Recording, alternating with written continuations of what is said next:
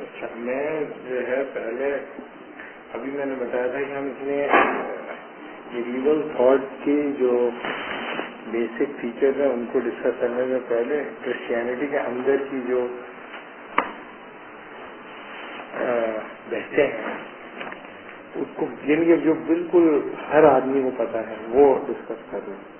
مثلاً یہ کہ کیتھولسزم کے اندر جو انسٹیٹیوشنلائزیشن تھی ریلیجیس انٹرپریٹیشن کے حوالے سے ڈائیورسٹی کو کنٹرول کرنے کی ریلیٹیوٹی کو کنٹرول کرنے کا جو ان کا میکینزم تھا یا ڈائیورسٹی آف دا ٹیکسٹ یا مس انٹرپریٹیشن آف دا ٹیکسٹ کا جو خطرہ تھا اس کو بچانے کے لیے ہم جو ہے وہ کس قسم کی بیوروکریسی ڈیولپ کر لیں جس کے نتیجے میں وہ ڈس ایگریمنٹس نہ پیدا ہوں اسے ہم نے ڈسکس کیا. آج ہم دیکھیں گے کہ اس کی فیلئر کیسے ہوئی اور اس فیلئر کے نتیجے میں جو دوسری آلٹرنیٹو پوزیشن نکلی وہ کیا نکلی. مثلاً یہ پہلی بات تو یہ کہ یہ اس لیے امپورٹنٹ ہے کہ مسلمان اس سطح کے ماڈرنسٹ نہیں ہو سکے جس سطح کا ویسٹرن سوسائٹی ہوئی.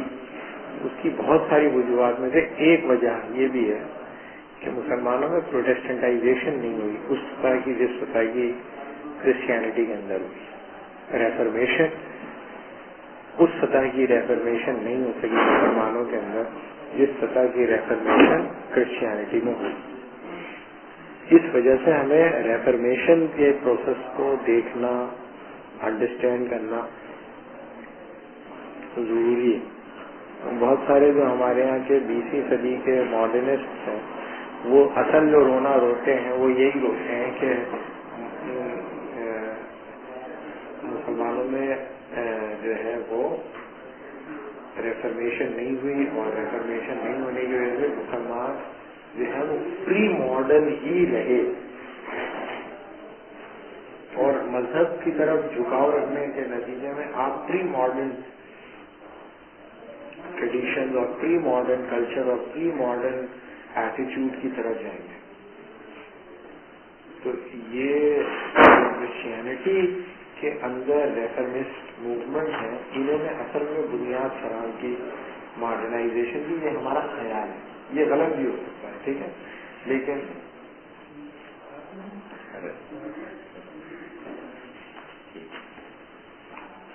ریفرمیشن کی جو بنیاد ہے, ریفرمیشن جو ہے وہ آگے چل کر ماڈرنزم کی بنیاد بنا اور بنیاد بھی اس لیے بنا کہ ریفرمیشن جو ہے وہ کرسچینٹی کی ایک ایسی انٹرپریٹیشن تھی جس نے ان ویلیوز کے پنپنے اور پھلنے پھولنے کے امکانات پیدا کر دیے جو کہ شاید آرتھوڈاکسی میں یا کیتھولسزم میں اتنی آسانی سے پنپ نہیں پاتی. تو ہم دیکھتے ہیں کہ ریفرمیشن کا جو کیا بنیادی اعتراض تھا. دیکھیں, آپ دیکھیں کہ اسے ہم سینکڑوں طریقوں سے دیکھ سکتے ہیں. ہم جس طریقے سے اس کو دیکھیں گے وہ یہ کہ آج کل جو سو کالڈ لبرل اور ماڈرنسٹ مسلمان وہ اپنے لوگوں پہ جو اعتراضات اٹھاتے ہیں وہ کس نوعیت کے ہیں. ایک اعتراض وہ یہ اٹھاتے ہیں کہ دیکھو تم لوگ جو ہو نا اوتھینٹک اسلام کی بات. اوتھینٹک اسلام کیا ہوتا ہے؟ اوتھینٹک اسلام اور ان اوتھینٹک اسلام سے ہمیں تکلیف ہوتی ہے. کیوں؟ کیونکہ اوتھینٹسٹی کا پیمانہ کون ہے؟ اوتھینٹسٹی کا پیمانہ مولانا صاحب ہے, مدرسہ ہے یا فقہ ہے. تو یہ اوتھینٹک اور ان اوتھینٹک اسلام کی جو بحث ہے یہ بنیادی طور پر مذہب کے لیے نقصان دہ ہے اور مذہبی ذہن رکھنے والے لوگوں کو متنفر کرتی ہے. کیا یہ اس بات سے متنفر کرتی ہے لوگوں کو کہ یہ پتہ ہی نہیں چلتا کہ میں جو بھی کام کرتا ہوں اسے کہہ دیا جاتا ہے یہ ان اوتھینٹک اسلامک ایکسپریشن ہے. تو اوتھینٹسٹی کا پرابلم. पापाइसी में ऑथेंटिसिटी ऑफ क्रिश्चियनिटी का मसला किस तरह है? पोप से जो चीज रेकमेंड होगी वो होगी सबसे ऑथेंटिक। क्यों होगी? इसलिए कि पोप सबसे नेक आदमी है, एक इंस्टीट्यूशनल फ्रेमवर्क के थ्रू ऊपर जाने वाला सबसे नेक और अवेलेबल क्रिश्चियन जो बिलीवर्स हैं उनमें सबसे बेहतर आदमी है। लिहाजा वो कंट्रोल करेगा रिलेटिविटी ऑफ इंटरप्रिटेशन को इस तरह के उसके नतीजे में एक ऑथेंटिक क्रिश्चियनिटी या ऑथेंटिक क्रिश्चियन पोजीशन आपके सामने आ जाए। आप उसको कबूल करें ना करें वो एक अलग बहस है, लेकिन ऑथेंटिक क्रिश्चियन पोजीशन क्या है इस मामले पर, तो वो कौन देगा? चर्च देगा। और चर्च में कौन देगा? पोप देगा। और पोप देगा इन कंसल्टेशन विद कार्डिनल्स और cardinals in consultation with arc bishop और arc bishop in consultation with bishops और बिशप्स जो हैं वो इन कंसल्टेशन विद प्रीस्ट और priest in consultation with Monks. तो वो जो है वो नीचे तक फिल्टर होकर आएगा या नीचे से ऊपर तक जाएगा। तो दोनों सूरतों में वो ऑथेंटिसिटी के किसी न किसी फॉर्म ऑफ रिप्रेजेंटेशन को मीट करता है। अगर वो इंटरेस्टिंग बात ये है, ये मैं बात दोनों चीजों को कंपैरेटिवली देख रहा हूँ। ये लोग जो कि ऑथेंटिक इस्लाम के ऊपर एतराज करते हैं, इंटरेस्टिंगली ये साइमल्टेनियसली एक दूसरी पोजीशन भी लेते हैं। वो ये कहते हैं कि देखिए एक आदमी कहता है देवबंदियत इस्लाम है, एक कहता है बरेलियत इस्लाम है, एक कहता है शियत इस्लाम है, एक कहता है कि वहाबियत इस्लाम है, एक कहता है अहले हदीसियत इस्लाम है, एक हम्बली है, एक मालिकी है, एक शाफई है, हनफाई क्या है? मतलब ये तो इसका बाय इम्प्लीकेशन वो ये कह रहा है कि एक हो फिर, है ना सब, यानी कि जियो टीवी क्या चाहता है कि सारे मौलाना एक बात है, कोई बॉडी हो जाए, जनरल बॉडी हो जाए, उसमें बॉडी होगी डेमोक्रेटिकली इलेक्ट होकर एक बन जाए। हाँ यही हो सकती है ना, आइडियल कंडीशन यही हो सकती है ना, एक पार्लियामेंट बन जाए उलमा की, सारे उलमा हो, तमाम मकाती के फिक्र के, फिर उनका एक वजीर आजम हो और उनका एक सदर हो, हाँ और सेनेट हो और ये सब कुछ हो, और वो सब लोग जो हो अपने अपने मदरसों की हिफाजत अपनी अपनी हुकूक की बात करें, और ये उसके बाद एक कॉन्स्टिट्यूशन बन जाए, वो कॉन्स्टिट्यूशन जो हो इस्लामी कॉन्स्टिट्यूशन हो जिसके अंदर रहकर वो तमाम मौलाना हजरात जो है अपनी पोजीशन में, और फिर एक जिसका तो ये तो प्रैक्टिस हुआ, उसको तो तुम क्रिटिसाइज करते हो, उसी से तो निकलता ऑथेंटिक और अनऑथेंटिक इस्लाम क्रिश्चियनिटी का बहस। तो तुम एक तरफ तो तुम ऑथेंटिक और अनऑथेंटिक क्रिश्चियनिटी को नहीं, ऑथेंटिक और अनऑथेंटिक इस्लाम के मसले को लेकर ये बताते हो कि कौन बताएगा, मैं खुद बताऊंगा ऑथेंटिक इस्लाम क्या होता है। और ऑथेंटिसिटी को प्रैक्टिस करने का जो मैकेनिज्म है उसे प्रिज्यूम कर लेते हो और कहते हो कि ये हमें कैसे पता चलेगा देवबंदियत जो है ऑथेंटिक है या कादियानियत ऑथेंटिक है या जो है अहले हदीसियत ऑथेंटिक है। ऑथेंटिक क्या है? तो इसका मतलब है तुम ये चाहते हो कि एक इंटरप्रिटेशन रहे, तो एक इंटरप्रिटेशन रहने के नतीजे में तो ऑथेंटिसिटी और अनऑथेंटिसिटी का प्रॉब्लम कभी रिजॉल्व नहीं होगा। ठीक है, तो एक तो ये प्रॉब्लम था क्रिश्चियनिटी का कि ऑथेंटिसिटी की गारंटी जो थी निकलती थी पापाइसी से। दूसरा प्रॉब्लम ये था कि क्रिश्चियनिटी के जो चर्च के लोग थे वो भिखारी फकीर लोग नहीं थे, बहुत बड़ी बड़ी जागीरें थी उनके पास, बहुत बड़ी बड़ी जागीरें। तो इतने पावरफुल थे वो कि वो इस रियासतों को कर्जे देते थे। और इंटरेस्टिंग बात यह है कि रियासतों को जो कर्जे देते थे सूद पे देते, यानी कि बहुत सारे ऐसे कर्जे भी दिए गए जो कि जंगों को फाइनेंस किया फ्रेंच ने, पूरी पूरी जंगों को क्रूसेड्स, और वो सूद पे पैसे देते थे। यानी कि फाइनेंस तो पैदा चर्च ने खुद ही कर दिया था। फाइनेंस और वेल्थ में फर्क होता है, कैपिटल और वेल्थ में फर्क होता है। उसके पास وہ ویلتھ تھی، وہ کیپٹل کی انیشیل فارم تھی کوئی. تو پہلی بات یہ کہ چرچ جو تھا وہ صرف ریلیجس پلین پر اپنی ایپسٹمالوجی ڈومینیٹ نہیں کرتا تھا، بلکہ وہ اثر و رسوخ بھی رکھتا تھا اس حد تک کہ وہ کنگ جو ہے اس کی سپورٹ سے جو ہے بڑی بڑی جنگیں لڑتا تھا.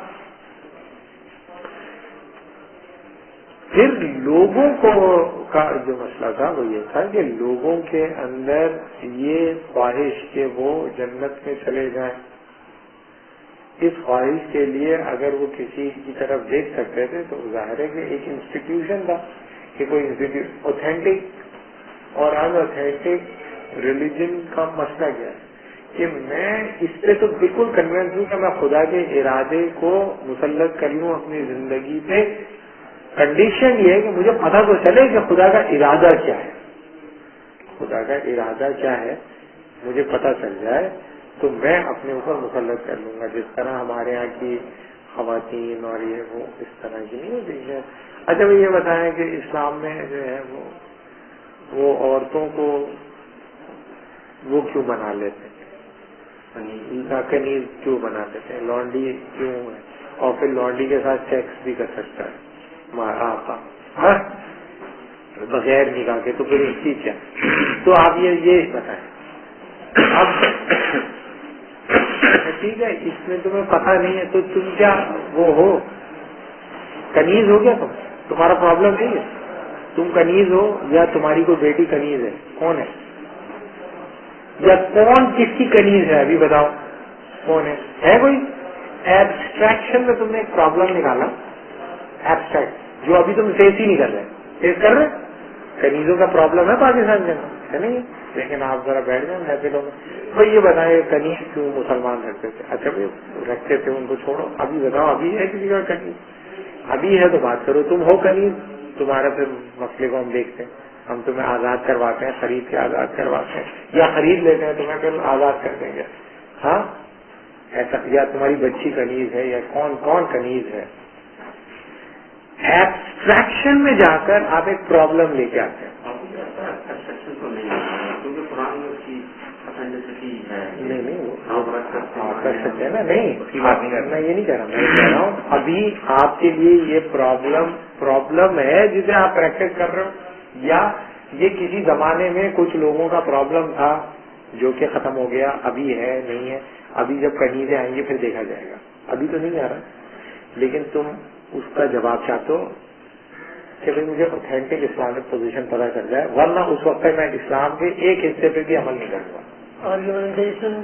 ایک حصے پہ بھی عمل نہیں کروں جو 1500 سال میں بالکل اوتھینٹک ہے، اسٹیبلش ہے، پریکٹس کیا جا رہا ہے. تمہارے ایک جو سینکڑوں ہزاروں لوگ پریکٹس، وہ تم نہیں کر رہے، وہ تم پریکٹس نہیں کر رہے.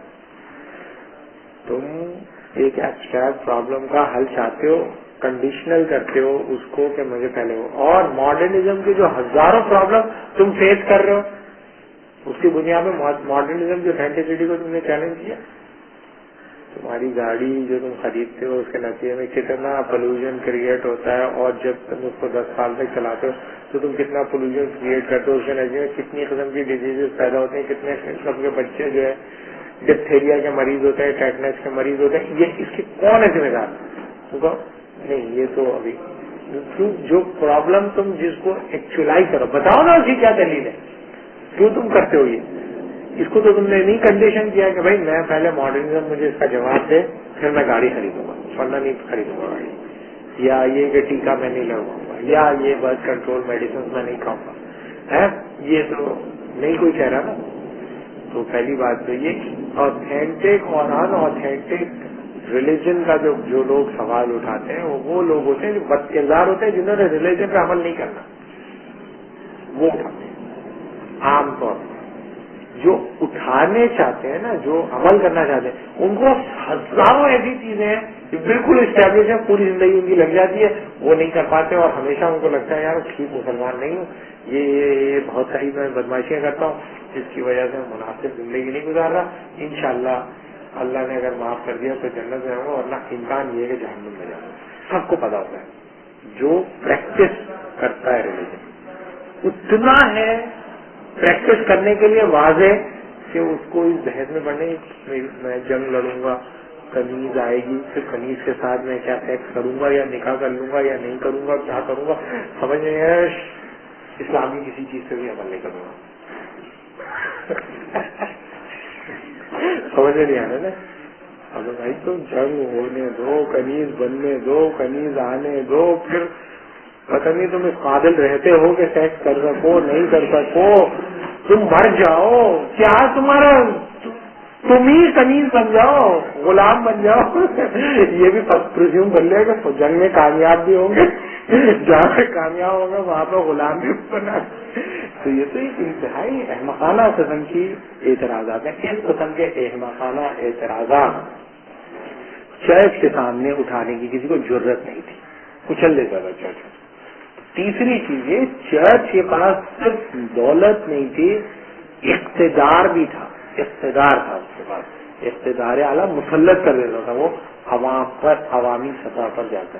یعنی کہ آپ معاشرتی زندگی میں اپنے پرائس میکینزم کا بھی تعین نہیں کر سکتے.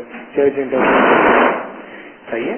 تو یہ ایک تو یہ کہ وہ تیسری چیز, معاشرے میں روحانی برتری کے جو مدارج تھے وہ چرچ سے باہر رہ کر طے نہیں ہو سکتے. یہ نہیں ہو سکتا کہ آپ چرچ سے تو منسلک نہیں ہے اور روحانی طور پر بہت بلند ہے, کوئی حیثیت نہیں ہے آپ کی روحانی سطح پر, آپ کی کوئی معاشرتی حیثیت نہیں ہوگی. وہ تو انسٹیٹیوشنلائزیشن آف کرسچینٹی کے نتیجے میں طے ہوگی. اس کا مطلب ہے روحانی طور پر بھی, یعنی کہ وہ اقتدار اعلیٰ کے منصب پہ بھی ہوگا, وہ ڈسیشن میکنگ میں بھی پارٹیسپیٹ کرے گا, اور وہ روحانی طور پر بھی بلند ہوگا. لہذا جب وہ کسی کو سرٹیفائی کرے گا تو اس کے ساتھ پولیٹیکل اتھارٹی نہیں ہوگی, مورل اتھارٹی بھی ہوگی. مورل اتھارٹی ہوگی چرچ کی. چرچ جب کسی کو ریٹیفائی کرے گا, سرٹیفکیٹ دے گا, تو وہ مورل اتھارٹی ہوگی. کیوں؟ کیونکہ پوپ کے سر کے اوپر ہولی گھوشت سوار ہے, لہذا وہ ہر ایک کو نہیں دے گا. ایسے ویسے نہیں کوئی آ جائے گا اور اس کو وہ چرچ گارنٹی کر دے گا, ایسا ویسا نہیں ہوگا. لیکن چرچ نے اس گارنٹی کو, اس اتھینٹسٹی کو ریفارمسٹ کے خیال میں مس یوز کرنا شروع کر دیا. مس یوز کرنا شروع کر دیا. ہاں, مطلب بہت ساری جگہوں پر کیا, بہت ساری جگہوں پہ نہیں کیا. میں بتا یہ رہا ہوں کہ جب بھی کوئی ادارہ بنتا ہے تو آپ دو سطحوں پر اس پہ اعتراضات کر سکتے ہیں. ایک اعتراض آپ یہ کرتے ہیں کہ ادارہ تو ٹھیک ہے, ادارے کے چلانے والے لوگ ٹھیک نہیں ہیں, تو پھر آپ اعتراض کرتے ہیں. اسٹرکچر کا اعتراض نہیں ہے, ایجنسی کا اعتراض ہے. Structure is correct but the agency is the problem with the agency. تو ایجنسی کی بحث آپ کرتے ہیں بھائی, تو اس کا مطلب ہے کیا اسٹرکچر ایجنسی کو کنڈیشن نہیں کرتا؟ کیا اسٹرکچر جو ہے ایجنسی کی مورل سینٹیٹی کو انشور نہیں کرتا؟ تو اس کا مطلب ہے کہ اگر اس پورے اسٹرکچر سے گزر جانے کے باوجود امورل ایکٹیویٹی وہ کر رہا ہے, اس کا مطلب ہے اسٹرکچر میں پرابلم. تو اسٹرکچر کا پرابلم بھی آپ اٹھا سکتے ہیں اور ایجنسی کا پرابلم بھی آپ اٹھا سکتے ہیں. جس طرح ہمارے یہاں مذہبی جماعتیں کیا کہتی ہیں؟ مذہبی جماعتیں کہتی ہیں یہ جمہوریت اسٹرکچر ٹھیک ہے, بیوروکریسی اسٹرکچر ٹھیک ہے, جوڈیشری اسٹرکچر ٹھیک ہے, اسٹرکچرلی کوئی پرابلم نہیں ہے, بس نیک لوگ آ جائیں, نیک لوگ آ جائیں گے سب ٹھیک ہو جائے گا. تو یہ اعتراض کس پہ؟ ایجنسی کے اوپر اعتراض ہے, اسٹرکچر پہ اعتراض نہیں. تو اسٹرکچر کیا بھاڑ جھونک رہا ہے؟ اسٹرکچر کیا کر رہا ہے؟ اگر اس اسٹرکچر کے اندر جانے کے بعد بھی تم اتنے ہی بدماش ہو جتنے اسٹرکچر میں جانے سے پہلے تھے, تو اسٹرکچر میں چیک اینڈ بیلنسز کا کوئی فقدان ہے نا, جس کی وجہ سے ایجنسی جو ہے اتنا کنسالیڈیٹڈ ریشنل پیٹرن پہ ڈیولپ اسٹرکچر ہے جس کے ہر چیز کے رولز اور ریگولیشن سیٹ ہیں, اس کے باوجود دھکے دار لوگ اس میں چلے جاتے ہیں اور دھکے دار لوگ سروائیو کرتے ہیں, اور سروائیو کرنے کے بعد کچھ نہیں ہوتا ان کو. اس کا مطلب ہے there is some glaring problem with the structure, not the agency. بلکہ بعض اوقات تو یہ اچھا بڑا شریف آدمی جا کے خبیث ہو جاتا ہے بالکل اسٹرکچر کی وجہ سے. تو اسٹرکچر اور ایجنسی کا پرابلم. تو ظاہر ہے کہ ریفارمسٹوں کو they are not concerned with the agency, the problem with the agency. They are concerned with the problem of structure. वो कह रहे हैं स्ट्रक्चर ठीक नहीं है. पहली बात तो ये कि इस स्ट्रक्चर में शमूलियत की बुनियाद क्या है. किस बुनियाद पे आप इस स्ट्रक्चर में शमूलियत. हेलो, हाँ मैडम. अच्छा,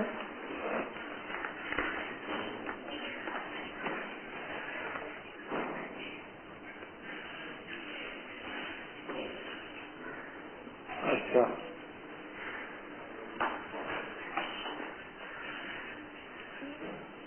हाँ हाँ हाँ, अच्छा, हाँ सही है सर, मैं आ जाना. सही, ओके बोला. तो उनको रिफॉर्मिस्टों को ये इतराज था कि भाई ये स्ट्रक्चर का प्रॉब्लम है. ये स्ट्रक्चर में शिरकत कैसे होती है. शिरकत ऐसे होती है कि आप माशरे से कट जाते हैं, आप शादी नहीं करते, आप जो है पूरी जिंदगी एक ऐसे तर्ज जिंदगी इख्तियार करते हैं जो कि माशरे से बिल्कुल अलग है, और उसके नतीजे में आपको माशरती मसाइल का पता नहीं होता, लेकिन आप हर माशरती मसले के ऊपर अपनी पोजीशन लेते रहते हैं, जिसका नतीजा ये निकलता है कि आप प्रॉब्लम्स को बढ़ा देते हैं, प्रॉब्लम्स को ज्यादा शदीद कर देते हैं, प्रॉब्लम को ज्यादा ग्लेयरिंग बना देते हैं. तो वो ये कहता है कि भाई मसला ये है कि प्रॉब्लम स्ट्रक्चर का है, लिहाजा स्ट्रक्चरल चेंजेस की जरूरत है.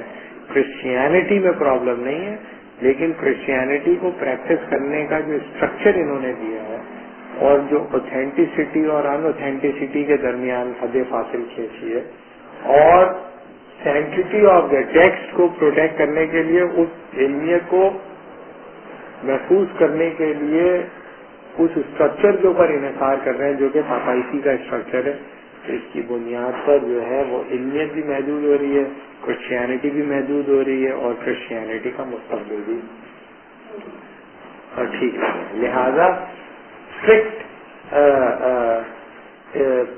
ली हमें इस स्ट्रक्चरल रिफॉर्मेशन. तो reformation is not the reformation of the agency, is the reformation of the structure. तो आप दूसरी मुमासलत देखिए, जो मॉडर्निस्ट हैं हमारे यहाँ के, वो एतराज जो उठाते हैं वो इस्लामिक एपिस्टेमोलॉजिकल स्ट्रक्चर के ऊपर उठाते हैं, इस्लामिक लीगल स्ट्रक्चर को, इस्लामिक पॉलिटिकल स्ट्रक्चर के ऊपर उठाते हैं. ये थोड़ी कहते हैं लोग गुनाहगार हो गए. कह रहे भाई किसी मॉडर्निस्ट ने कभी कहा कि भाई असल में मुसलमान इसलिए मार पड़ी वो गुनाहगार थे. ये कहते हैं नहीं, इन्होंने कोई वो नहीं, पॉलिटिकल ऑर्डर नहीं बनाया, ट्रांसफॉर्मेशन ऑफ पावर का कोई मैकेनिज्म ही नहीं था, और जो है भाई अगर फर्ज किया कि बादशाह के मरते ही दूसरा बादशाह आती, निजाम जिंदगी बिल्कुल ठीक हो जाए. एक आदमी बड़ा बदमाश है लेकिन उसकी दूसरा बेटा है, दूसरा तो बिल्कुल चेंज कर दिया उन्होंने. ये सिस्टम की वीकनेस है, स्ट्रेंथ है. ये वीकनेस के तौर पर पेश है कि भाई आप बड़ा नेक आदमी है, लेकिन जैसे ही गुनाहगार आदमी है तो फौरन गुनाहगार हो गया माशरा, और जैसे ही नेक आदमी है फिर ठीक हो गया. लेकिन यहाँ पे नेक आए या बुरा आए, निजाम वैसे ही चलता रहता है. जियाउल्लाह नमाज पढ़ता था, वो बना हुआ था, तब भी पाकिस्तानी माशरा वैसे ही था, और जब एक दूसरा आया जो नमाज नहीं पढ़ता था तो भी माशरा वैसे ही रहा, तो माशरा वैसे ही रहता है. तो ये स्ट्रेंथ है, वीकनेस है, क्या है ये?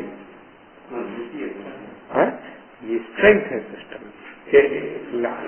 लेकिन अगर मजहबी लिहाज से देखा जाए कि हेड ऑफ द स्टेट जितना भी नेका है, अगर सेक्युलर सिस्टम है तो वो कुछ नहीं कर सकता. तो आप ये देखेंगे कि वो ये कहते हैं कि भाई ये स्ट्रक्चरल रिफॉर्मेशन करने की जरूरत है. तो कुछ जो उन्होंने उसूल बनाया उनमें से 3-4 मोटे मोटे उसूल ये हैं. नंबर 1, पहला ये कि everybody has an equal right to interpret Bible. हर बंदे को ये बराबर का हक है कि वो बाइबल को इंटरप्रेट करे. اس کا مطلب ہے انٹرپریٹیشن آف بائبل پر جو ہیجمنی ہے چرچ کی، یہ ریپیوڈیٹ کرنا چاہیے، نمبر 1۔ نمبر 2، جو دنیا میں کامیاب ہوگا آخرت میں بھی وہی کامیاب ہوگا۔ تو دنیاوی کامیابی اخروی کامیابی کا پیش خیمہ ہے، یعنی کہ دنیا میں کامیابی کے جو معیارات ہیں اور آخرت میں جو کامیابی کے معیارات ہیں وہ ایک جیسے ہی ہیں۔ لہذا دنیا میں اگر کوئی کامیاب ہے تو وہ اللہ کے فضل کی وجہ سے ہے، اور دنیا میں اگر کوئی ناکام ہے تو اللہ کی وجہ سے اس پر لعنت ہے۔ تو لعنت اللہ کا پہچاننے کا، اور وہ پہچاننے کا کیا ہے کہ کس کے پاس مال کتنا ہے۔ مالدار عزت دار ہے، یعنی نوبل ہوتا تھا نا، نوبل کہتے تھے نا، لارڈ جو ہوتا تھا وہ نوبل بھی ہوتا تھا۔ نوبل کیوں ہوتا تھا وہ؟ اس لیے نوبل ہوتا تھا کہ اس پر خدا کا فضل ہے، اور جو سرد ہے وہ کمی ہے، اس لیے کہ خدا کی لعنت ہے اس کو، تبھی تو کمی ہے، ورنہ وہ لارڈ ہوتا۔ تو پہلی بات یہ کہ مال جو ہے وہ خدا کا فضل ہے، اور مال کا نہ ہونا خدا کی ناراضگی ہے، ناراضگی ہے جس کی وجہ سے ہے۔ لہذا خدا کا فضل اگر تلاش کرنا ہے تو مال میں تلاش کرو، یہ ہوگا نا بھائی، امپلیکیشن یہی نکلے گا کہ بھئی تم کس طرح خدا کا فضل تلاش کرو۔ تیسرا جو تھا وہ یہ کہ پادری جو ہے وہ شادی کرے گا،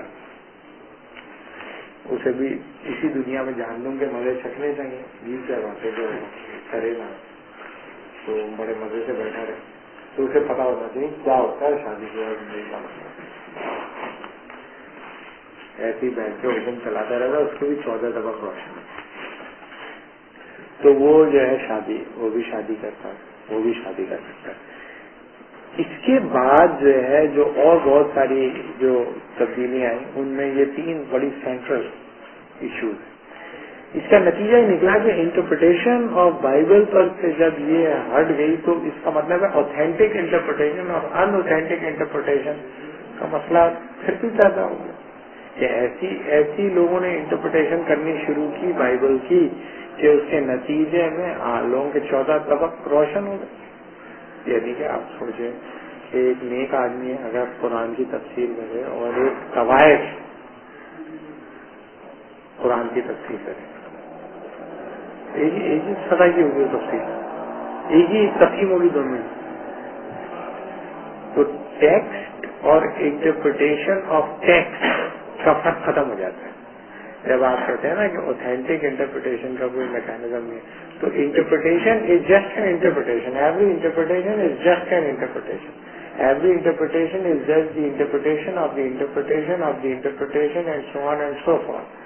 تو انٹرپریٹیشن کی انٹرپریٹیشن ہے اور انٹرپریٹیشن کی پھر انٹرپریٹیشن ہے، اور آپ یہ نہیں بتا سکتے کون سی انٹرپریٹیشن ٹھیک ہے اور کون سی انٹرپریٹیشن ٹھیک نہیں ہے۔ جس طرح ایک مولانا صاحب پوری زندگی لگانے کے بعد بتاتے ہیں یہ پوزیشن ہے، اور ایک ناچنے والا بیٹھا ہوا ہوتا ہے وہ کہتا ہے میں تو اسے مناسب نہیں سمجھتا، میری رائے میں تو یہ ٹھیک نہیں، میری رائے میں تو یہ۔ ایک پروگرام آتا تھا جیو سے، پپو یار، پپو یار،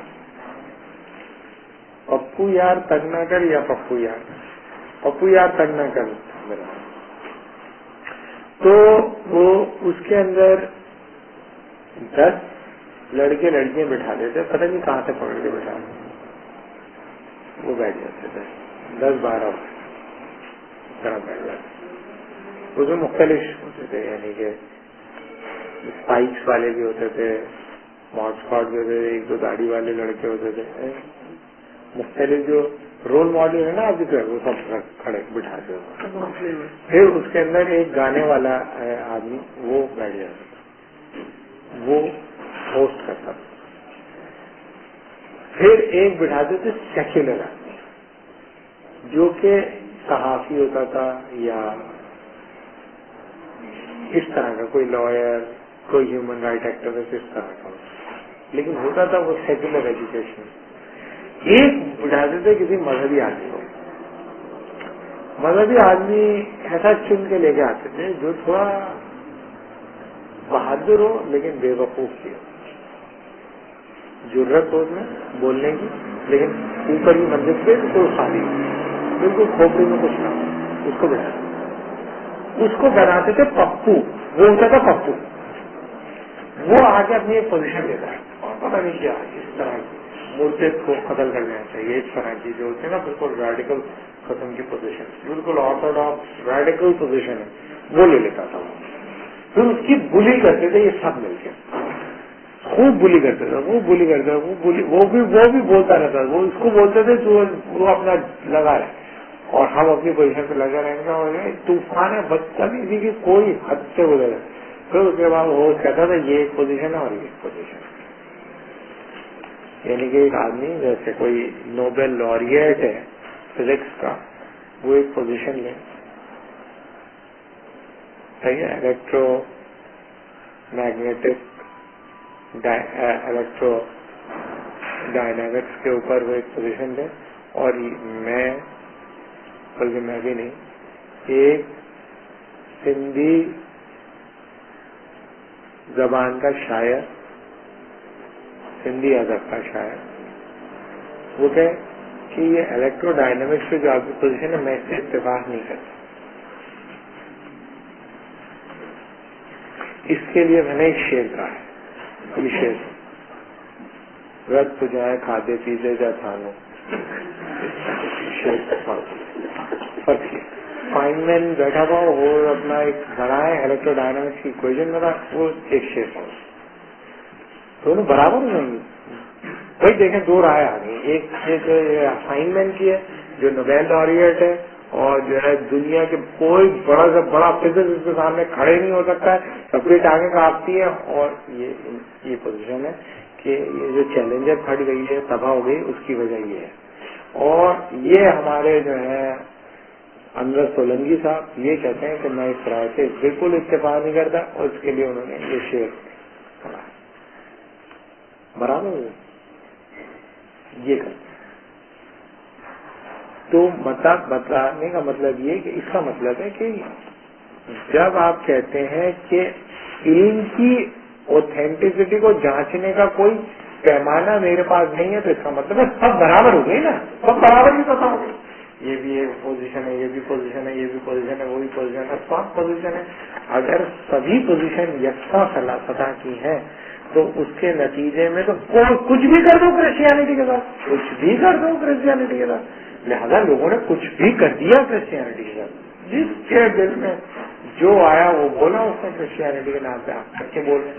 اور ہمارے یہاں علماء کا یہ خیال ہے کہ جس تہذیب سے ان کا مقابلہ ہے وہ کرسچن ہے، وہ تو 70ویں صدی میں انتقال ہو گیا اس کا، اس تہذیب کا ختم، دوسری تہذیب ہے، جس تہذیب سے ہمارا مقابلہ ہے وہ کرسچن نہیں ہے، نہ وہ جیو ہے، وہ کیتھولسٹ ہے، اور وہ آپ کو اپنے رنگ میں رنگ لیتی ہے، آپ اپنے ایمان کا قائم رہیں لیکن آپ کیتھولسٹ ہو جائیں،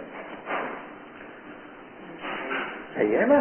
تو وہ ایک بالکل ڈفرینٹ چیز ہے، وہ اس نے تو کرسچینٹی نے اپنا گلا اپنے ہاتھوں سے کاٹا 17ویں صدی کے اندر ریفارمیسٹ موومنٹ کے تھرو۔ دوسری چیز یہ ہوئی کہ جب یہ بات نہیں کہ کرسچن 17ویں صدی میں کھلا چھوڑ دیا لوگوں کو، ایسا نہیں کیا، انہوں نے پھر ہرمینیوٹکس کے رول بنائے، یعنی کہ جو تفسیر بائبل کے جو پرابلمس تھے اس کی وجہ سے سب سے پہلے ہرمینیوٹیشنز نے انٹرپریٹیشن کے لیے جب اصول وضع کرنے شروع کیے تو ان کے سامنے جو پرابلم تھا وہ یہی کہ ڈائیورسفائڈ انٹرپریٹیشن کو کس طرح سے اسٹریم لائن کیا جائے کہ وہ ان میں کوئی نہ کوئی تو مماثلت پائی جائے، کیونکہ ٹیکسٹ ایک نہیں تھا بائبل کا، مختلف ٹیکسٹ مختلف قسم کی بائبل موجود تھی، تو کیا ہرمینیوٹکس کے کچھ اصول طے کر لیے جائیں، انٹرپریٹیشن کے کچھ اصول طے کر لیے جائیں اور ان اصولوں کے اندر رہ کر ہی انٹرپریٹیشن کی جائے بائبل کی۔ تو یہ انہوں نے کیا، یعنی کہ پروٹیسٹنٹس نے کیا بعد میں یہ کہ بہت سارے انہوں نے اصول ڈیولپ کیے، لیکن پھر بھی اس کے نتیجے میں کتنی وہ بچا پائے انٹرپریٹیشن اور بائبل کو، تو وہ ایک الگ ہے۔ دوسرا جو پرابلم تھا وہ یہ تھا کہ جب آپ نے کہہ دیا کہ ہر آدمی برابر کا ہے انٹرپریٹیشن کہتے ہیں. تو پوپ کی جو روحانی برتری ہے اس کی تو کوئی حیثیت نہیں رہی. اگر آپ کہتے ہیں کہ بھائی میں یعنی کہ فائنمین کی برتری انور سولنگی پر اس لیے نہیں ہے کہ انور سولنگی کوئی نیک ہے یا شریف, اس کے پاس علمیت ہے, اس کے پاس علمیت نہیں ہے. اسی کی بنیاد پہ آپ انور سولنگی کو کنڈیم کر رہے ہیں نا. لیکن اگر سندھی شاعری کے اوپر پوزیشن لینی ہے تو فائنمین بتائے گا کیا, انور سولنگی بتائیں. تو علمیت جو ہے وہ بنیادی چیز ہوتی ہے. اب آپ نے کہا کہ بھائی یہ تو اپنی علمیت کو سامنے رکھ کے وہ جو بھی دیتا ہے دے, مگر میں تو اپنے اعمال کا خود ذمہ دار ہوں, لہذا میں تو اپنے مرضی سے فیصلے کروں گا اور اپنی انٹرپریٹیشن پہ چلوں گا. اچھا بھائی جب تم اپنی انٹرپریٹیشن پہ چلو گے تو اس کا مطلب ہے تم روحانی سطح پر برتری اور کمتری کا تو سوال ارریلیونٹ ہو گیا نا. تو بھی اپنے حساب سے انٹرپریٹ کر رہے ہو, یہ بھی اپنے حساب سے انٹرپریٹ, سب اپنے اپنے حسابوں سے انٹرپریٹ جب کریں گے تو اس کے نتیجے میں جو اسپرچویلٹی ہے یا اسپرچل ریلیونس ہے یا سگنیفیکینس ہے وہ تو ارریلیونٹ ہو جائے گی. ریلیونٹ کیا ہوگی کہ کس انٹرپریٹیشن کو زیادہ مقبولیت عام حاصل ہو جاتی ہے. یہ ہے نا, جو انٹرپریٹیشن زیادہ مقبولیت عام حاصل کرے وہ انٹرپریٹیشن اوتھینٹک ہے. اوتھینٹسٹی کا پیمانہ اسپرچویلٹی سے نکل کر پبلک جسٹیفیبلٹی سے چلا جائے.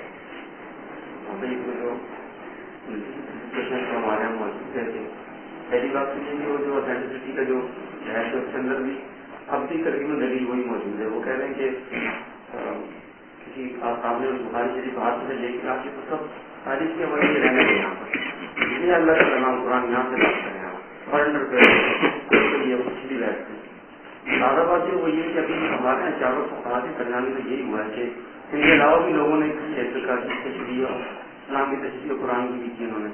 لیکن چونکہ فقانسی کی بالدستی کی وجہ سے زیادہ لوگوں کو مقبولیت حاصل ہو گئی, اس کو مرتب بھی ہو گئی ایمان ہوگی. تو چاروں فقہا کی موجودگی کی وجہ یہی نہیں ہے کہ اسلام کی نہیں. مسئلہ یہ ہے کہ آپ جب کسی فقیہ کی بات مانتے ہیں تو آپ تو یہ نہیں کہتے کہ آپ خود انٹرپریٹ کریں گے. اگر آپ اس سطح کے ہو سکتے ہیں, پہلی بات تو یہ کہ وہ فقیہ کسی انسٹیٹیوشن کی تو پیداوار نہیں تھے, یعنی یہ کوئی پاپائشی تو نہیں تھی, انہوں نے کوئی خاص ان پہ کنڈیشن تو امپوز نہیں کی. وہ کوئی بھی بن سکتا تھا, آپ بن جاتے, لیکن آپ نہیں بن سکتے تو آپ فالو کر لیں. پرابلم یہ ہے کہ یہاں تو آپ انٹرپریٹ خود کریں گے, خود, ٹھیک ہے, اور خود انٹرپریٹیشن کے فریم ورکس ہوں گے, ان فریم ورکس میں جا کر آپ انٹرپریٹ کرنا شروع کر دیں. آپ پبلک جسٹیفائبلٹی سے مراد یہ تھوڑی ہوا کہ الیکشن ہوگا سب لوگ آ کے بتائیں گے بھائی ہم لوگ سب اس انٹرپریٹیشن کے حق میں نہیں. اگر فرض کیا آپ کہتے ہیں کہ اسلام کے اندر سود حلال ہے, فرض کیا تو یہ کیا لوگوں سے پوچھا جاتا ہے کہ کیا حلال ہے, حرام ہے, یا کیا ہے یا نہیں ہے. پبلک جسٹیفائبلٹی ارریلیونٹ ہوتی ہے نا, وہ تو اپنی پوزیشن دے دیتا ہے, یہ ہے پوزیشن, آپ مانتے ہو یا نہیں مانتے. اب فرض یہ کہ زیادہ تر لوگ سود خور ہوں تو امکان زیادہ ہے نا کہ وہ اس انٹرپریٹیشن کو مان لیں گے. ان کے چاروں فقہوں میں سے ایک فقہ آپ مجھے بتا دیں جس نے حرام کو حلال کیا ہو, ایک بتا دیں. میں بتاتا ہوں کرسچینٹی میں کتنے لوگوں نے حرام کو حلال کر دیا, حلال کو حرام کر دیا, اور وہ لیجیٹیمیٹ ہے, سروائیو کر رہا ہے. اسلام کے اندر تو یہ نہیں کہ کسی فقیر نے کوئی حلال کو حرام کر دیا ہو یا حرام کو حلال کر دیا. اگر کوئی کتنا ہی بڑا پائے گا وہ, اگر اس نے کیا 1 منٹ میں امت اسے ریجیکٹ کر دے, 1 منٹ لگاتی ہے. آپ دیکھ لیں غلام محمد قادیانی نے جب پوزیشن تبدیل کی 1 منٹ میں اس کو اٹھا کے پٹک دیا نیچے. اس کی رسپیکٹ تھی, لوگ رسپیکٹ کرتے تھے, عزت کرتے تھے کہ بھائی ہم کرسچن کے ساتھ ڈائلاگ کرتا ہے, فوالک آدمی ہے, یہ ہے وہ ہے, انگریزی بھی بول لیتا ہے, یہ بھی پڑھ لیتا ہے. لیکن جیسے اس نے کہا میں ہی ہوں سب, ٹھیک ہے, تو اس کے لیے لوگوں نے کنسپچلائز کیا نہیں یار اس کے پاس کوئی علم ہے, کچھ نہ کچھ تو ہے, چلو اس کی ایسا ویسا کچھ نہیں. اب آپ کہیں کہ کچھ لوگوں نے اس کو فالو کر لیا, تو کچھ لوگ, ہر انسان کو اپنے حصے کے بیوقوف مل جاتے ہیں. امت میں تو نہیں کوئی میجر ریفارمسٹ کے طور پہ آپ پیش نہیں کر سکتے اس کو امت کے اندر. تو بتانے کا مطلب یہ تو اپنی جو انفارمیشن ہوتی ہے وہ اس طرح ہوگی جس کو پورا تاریخ میں عمل ہے کہ قرآن کے انٹرپریشن آپ نہیں کر رہے ہیں، مگر وہ اوتھینٹسٹک نہیں ہے، اس کو نہیں مانتے، اس کو کچھ نہیں سمجھتے ہو. جب وہ مرتا ہے تو اس کی نماز جنازہ بھی کوئی دوسرا آگے پڑھاتا ہے، خود نماز جنازہ بھی نہیں پڑھاتا، اپنے بچے کا قرآن بھی دوسروں سے ہی پڑھواتا ہے. بتانے کا مطلب یہ کہ مسلمانوں کے اندر تو اس نوعیت کی انسٹیٹیوشنلائزیشن ہوئی نہیں جیسی کہ کرسچینٹی کے اندر ہوئی. دوسری بات یہ کہ مسلمانوں کے اندر یہ پرابلم جو تھا وہ انٹرپریٹیشن کا اور ٹیکسٹ میں ہمیشہ فرق مسلمانوں نے لیا. تو یہ کمزوری نہیں ہے کہ اگر آپ حدیث میں اور قرآن میں فرق کرتے ہیں تو یہ کمزوری نہیں ہے اس سینس سے کہ آپ حدیثوں کی اوتھینٹسٹی کو کر سکتے ہیں قرآن کی اوتھینٹسٹی کے اوپر. کرسچینٹی میں ایسا کچھ نہیں ہے. یہ نہیں پتا کہ کون سی آیات ہے اور کون سی احادیث ہے حضرت عیسیٰ کی. تو یہ تو وہ تو ٹیکسٹ اور انٹرپریٹیشن میں فرق نہیں ہے. Bible is in it self an interpretation of the text. تو وہاں پر چونکہ انٹرپریٹیشن اور ٹیکسٹ کا بیسک ڈفرینس ہی موجود نہیں ہے تو اس بنیاد پر آپ کو ایک سینٹرلائزڈ اتھارٹی چاہیے جو ان بہت ساری انٹرپریٹیشن میں سے کچھ انٹرپریٹیشن کو اوتھینٹک اور کچھ کو ان اوتھینٹک کر دیں. جیسے مسلمانوں میں جو بڑے فقہا تھے وہ جیسے ہمارے ہاں لوگ کہتے ہیں کہ بھائی آپ جو ہو وہ قرآن کو لے لیں، قرآن کو تو اور یہ کیا امام حنیفہ کو چھوڑیں اور امام مالک کو چھوڑیں یا امام بخاری کو چھوڑیں. تو اس سے ایک بات تو یہ مطلب نکلتا ہے کہ آپ یہ کہتے ہیں کہ امام حنیفہ نے بغیر قرآن کو دیکھے اور بغیر قرآن کو سمجھے اور بغیر حدیث کو دیکھے انٹرپریٹ کر دیا ہے. یہ ہوا نا اس کا مطلب. ظاہر ایسا تو نہیں ہے، ظاہر انہوں نے تو بھائی کر لو نا، تم مسلمان لے آؤ اس سطح کی عربی پیدا کرو اپنے اندر، اس سطح کا علم، اس سطح کی صلاحیتیں پیدا کر لو، دے دو. مان لیں گے لوگ، تمہاری تقریب کر لیں گے. جب تک کہ تم نہیں ہو الف کا نام لڑ تمہیں نہیں آتا، تم آ کے کہہ رہا ہو کہ میں جو ہوں نہیں مانتا ہوں اس امام حنیفہ کو نہیں مانتا. تو ہے تمہارے اندر اتنا علم نہیں ہے تو پھر خاموشی اختیار کرو بھائی. تو یہ نہیں کرتے نا لوگ، تو وہ ان کی کوئی اوتھینٹسٹی بھی نہیں ہوتی. یہاں پر کرسچینٹی میں پرابلم یہ تھا کہ وہ لوگ جو کہ پوپ سے پریشان تھے اور تنگ تھے، انہوں نے یہ کیا کہ ایک پوری موومنٹ ہے، پوری موومنٹ ہے پوری اور اس موومنٹ میں پوپ سے زیادہ اوپر کس کو لے کے چلے گئے؟ کنگ کو.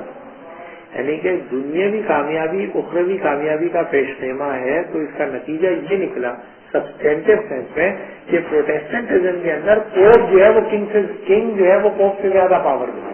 پوپ کو مانتے ہی نہیں، کامیاب کیونکہ کنگ جو ہے وہ شیڈو آف دا گاڈ ہے، وہ خدا. Long live the king. King کبھی نہیں مرتا.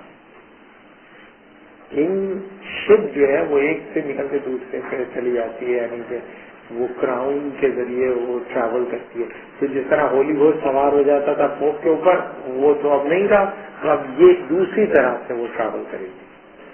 تو بتانے کا مطلب یہ کہ آپ دیکھیں گے کہ دنیا پرستی کی مذہبی توجہ جب ملی تو ظاہر ہے دنیا پرستوں نے تو اس موقع کو کبھی نہیں چھوڑتے. یعنی کہ دین پرستوں کو کبھی کبھار اگر موقع مل جائے تو شاید دین پرستی میں اتنی کامیابی سے آگے نہیں بڑھ پاتے جتنا دنیا پرست کو کوئی دین کی بنیاد پہ دلیل مل جائے تو جتنی آگے بڑھتا ہے اتنی تیزی سے وہ دین پرست بھی نہیں بڑھ پاتا. تو یہ اتنی تیزی سے آگے بڑھے تو اس کے نتیجے میں انہوں نے پورے کے پورے وہ ٹریڈیشنل انسٹیٹیوشن تحس نحس کر ڈالے جس کی بنیاد پر وہ یہ کر رہے تھے. تیسرا جو تھا وہ انہوں نے یہ کیا کہ بھائی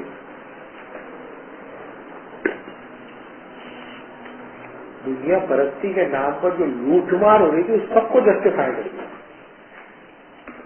سب کچھ جسٹیفائی ہوا. یعنی کہ جو پوری کالونائزیشن ہوئی اس کالونائزیشن نے جس قسم کی ذہنیت پیدا کر دی تھی اس کالونائزیشن نے ریفارمیشن کو سپورٹ کیا اور ریفارمسٹ. اور آپ دیکھیں کہ امریکہ میں جو گئے زیادہ تر پروٹیسٹنٹس گئے اور جہاں پر بھی یہ گئے ہیں وہ زیادہ تر ریفارمسٹ، اور جہاں پر ایتھنک کلینزنگ انہوں نے بڑی پیمانے پہ کی ہے وہاں پر ریفارمسٹ جو مینٹالٹی کے لوگ تھے یہ زیادہ آگے تھے اور زیادہ یعنی کہ یہ کیوں، کیونکہ یہ بھیڑیا جو پیک سے الگ ہوتا ہے وہ زیادہ ڈینجرس ہے. لیکن حقیقت تو یہ ہے کہ جہاں پر پاپائسی کو ماننے والے گئے انہوں نے بھی کوئی ایسا کوئی خاص رحم نہیں کیا. تو دونوں طرح کی کرسچینٹی یعنی کیتھولک اور پروٹیسٹنٹ دونوں نے جو ہے جتنی بھی کالونائزیشن کی موومنٹ تھی ان سب کو سپورٹ کیا. نتیجہ یہ ہوا کہ کرسچینٹی اپنا علیحدہ تشخص برقرار نہیں رکھ سکی جو الرغم پیدا ہو پاتا سرمایہ داری کے خلاف، وہ پیدا کرنے کے قابل ہی نہیں تھی. باقی آپ کو نہیں لگتا کہ بارہ لوگ پاپائسی نے شکست دے دی اس کو، کیونکہ آج بھی جو ہے وہ زیادہ تشکیلی نہیں رہتا لوگوں کے اگینسٹ کوئی ایسا مضبوط چیز تو بلا کر دوبارہ امریکہ میں خود کو لانا پڑتا ہے، سرکاری سرکار پارٹی اور پورے دنیا کے چینل دکھاتے ہیں اس کو، تو پھر مطلب شکست نہیں آ رہی اس طریقے سے. نہیں، پروٹیسٹنٹ تو اس کے خلاف تھے کہ ادارہ بنا کر اس کے ذریعے مذہب کو پریکٹس کیا جائے، اس کے وہ خلاف ہے. اور جہاں تک یہ چرچ ہی تو یہ ماڈرنزم کی شکل ہے کہ آپ ایک سمبل کے طور پہ کسی کو رکھ لیں جس کو دکھانے کے لیے ہو، دیکھنے کے لیے ہو. وہ کون سا ایسی پوزیشن لیتا ہے جو کہ کیتھولک اور پروٹیسٹنٹ کے بیچ میں بنیادی فرق کو واضح کرے. تو عام طور پر اس قسم کے مرگل ٹائپ کے پوپ ہیں وہ سارے کے سارے، وہ کون سی ایسی پوزیشن لیتا ہے جس سے پوپ پروٹیسٹنٹ اور کیتھولکس کے ڈفرینسز کو ہائی لائٹ کرے. یہ ڈفرینس ہے تو نا وہاں پہ نہیں ہونے دیا جاتا اور وجہ تو مار دیا جاتا. مسئلہ یہ نہیں ہے، مسئلہ یہ ہے کہ اس کے نظر کرسچینٹی کو کیا فائدہ پہنچا ہے. مسئلہ یہ نہیں ہے، مسئلہ کہ لوگ جو ہے مذہبی عصبیتیں نہیں رکھتے، مذہبی عصبیتیں رکھتے ہیں. امریکہ میں بھی رکھتے ہوں گے، فرانس میں بھی رکھتے ہوں گے. آپ کسی میں مذہب کی بات کریں تو جیسے پاکستان میں جو کرسچن ہیں مذہبی کرسچن وہ ذرا سا آپ ان کو کچھ کہتے ہیں ان کی مذہبیت جاگ جاتی ہے. کیوں؟ کیونکہ مذہبی معاشرے میں رہتے ہیں. تو مذہبی معاشرے میں رہنے کی وجہ سے مسلمان اگر مذہبی ہیں تو کرسچن بھی مذہبی ہے، ہندو بھی مذہبی ہے، سکھ بھی مذہبی ہوتے ہیں. تو وہاں پر تو سبھی سیکولر ہیں. تو بنیادی طور پر پوپ کو جن بنیادوں پر آپ استعمال کرتے ہیں اس کے نتیجے میں سیکولر ویلیوز پروموٹ ہوتی ہیں. اور اگر کوئی کرسچن ویلیو پروموٹ ہوتی بھی ہوگی تو وہ کرسچن ویلیو ہوگی جو کہ پروٹیسٹنٹ اور کیتھولک دونوں کے لیے ایکسیپٹیبل ہو. سب کا مزہ ہے، سب کو فائدہ پہنچے تو وہ پوزیشن ملے گا. اگر چیریٹی وغیرہ یہ وہ کروا دے گا اور اس طرح سے تو ظاہر ہے کہ کیتھولکس نے پروٹیسٹنٹس کو یا پروٹیسٹنٹس نے کیتھولکس کو جس زمانے میں اوتھینٹسٹی کا مسئلہ تھا کب مارا ہے. 300 سال تک لڑے، 300 ایئرز جو ہے 300 سال ایک دوسرے کو مارا ہے. یہ پورے علاقے ختم کر دیتے تھے، پورے لوگ کلینس کر دیتے تھے. تو بتانے کا مطلب صرف یہ ہے کہ مذہب کے اوپر جب آپ اعتراض کرتے ہیں تو مذہب کی علمیت پہ اعتراض کرتے ہیں یا مذہب کے ڈھانچے پہ اعتراض کرتے ہیں یا مذہبی لوگوں کے طرز عمل پہ اعتراض کرتے ہیں. تو یہ اعتراضات جو عام طور پہ کیے جاتے ہیں مذہبی لوگوں کے طرز عمل پہ کیے جاتے ہیں. لیکن ویس جب آپ کے مذہب پہ اعتراض کرتا ہے تو وہ علمی اعتراض کرتا ہے، ایپسٹمولوجیکل اعتراض کرتا ہے یا اسٹرکچرل اعتراض کرتا ہے یا جینڈر بھی اسپیسیفک اعتراضات کرتا ہے، اسٹرکچرل نوعیت کے اور ایپسٹمولوجیکل نوعیت کے اعتراضات کرتا ہے. یعنی کہ یہ لوگ جو ہے انٹالرنٹ ہوتے ہیں تو اس کے لیے قرآن کی آیاتیں بتاتا ہے کہ بھائی دیکھو یہ حق اور باطل کے درمیان جو ان کی حد فاصلے بڑی واضح ہے اور اس چیز کو یہ حق نہیں مانتے لہٰذا یہ اسے برداشت نہیں کریں گے. تو یہ ٹیکسٹ کی اسٹرینتھ. تو بتانے کا مطلب صرف یہ ہے کہ کرسچینٹی کے اندر یہ جو ٹوٹ پھوٹ ہوئی اس کے نتیجے میں کیتھولکس ہوں یا پروٹیسٹنٹس ہوں یا پیوریٹینیکل کرسچینٹی ہو، ان سب کے جو بہاؤ تھا یا رخ تھا یا ڈائنامکس تھی وہ تو مادیت کی طرف ہوئی زیادہ سے زیادہ. स्वाभाविक तौर से जो एवंजेलिकल उनमें से निकले और उन्होंने ज्यादा शायद को कोनो घाटों में पहुंचा दिया दुनिया के, तो ये भी तो पॉजिटिव से शायद से निकला ना।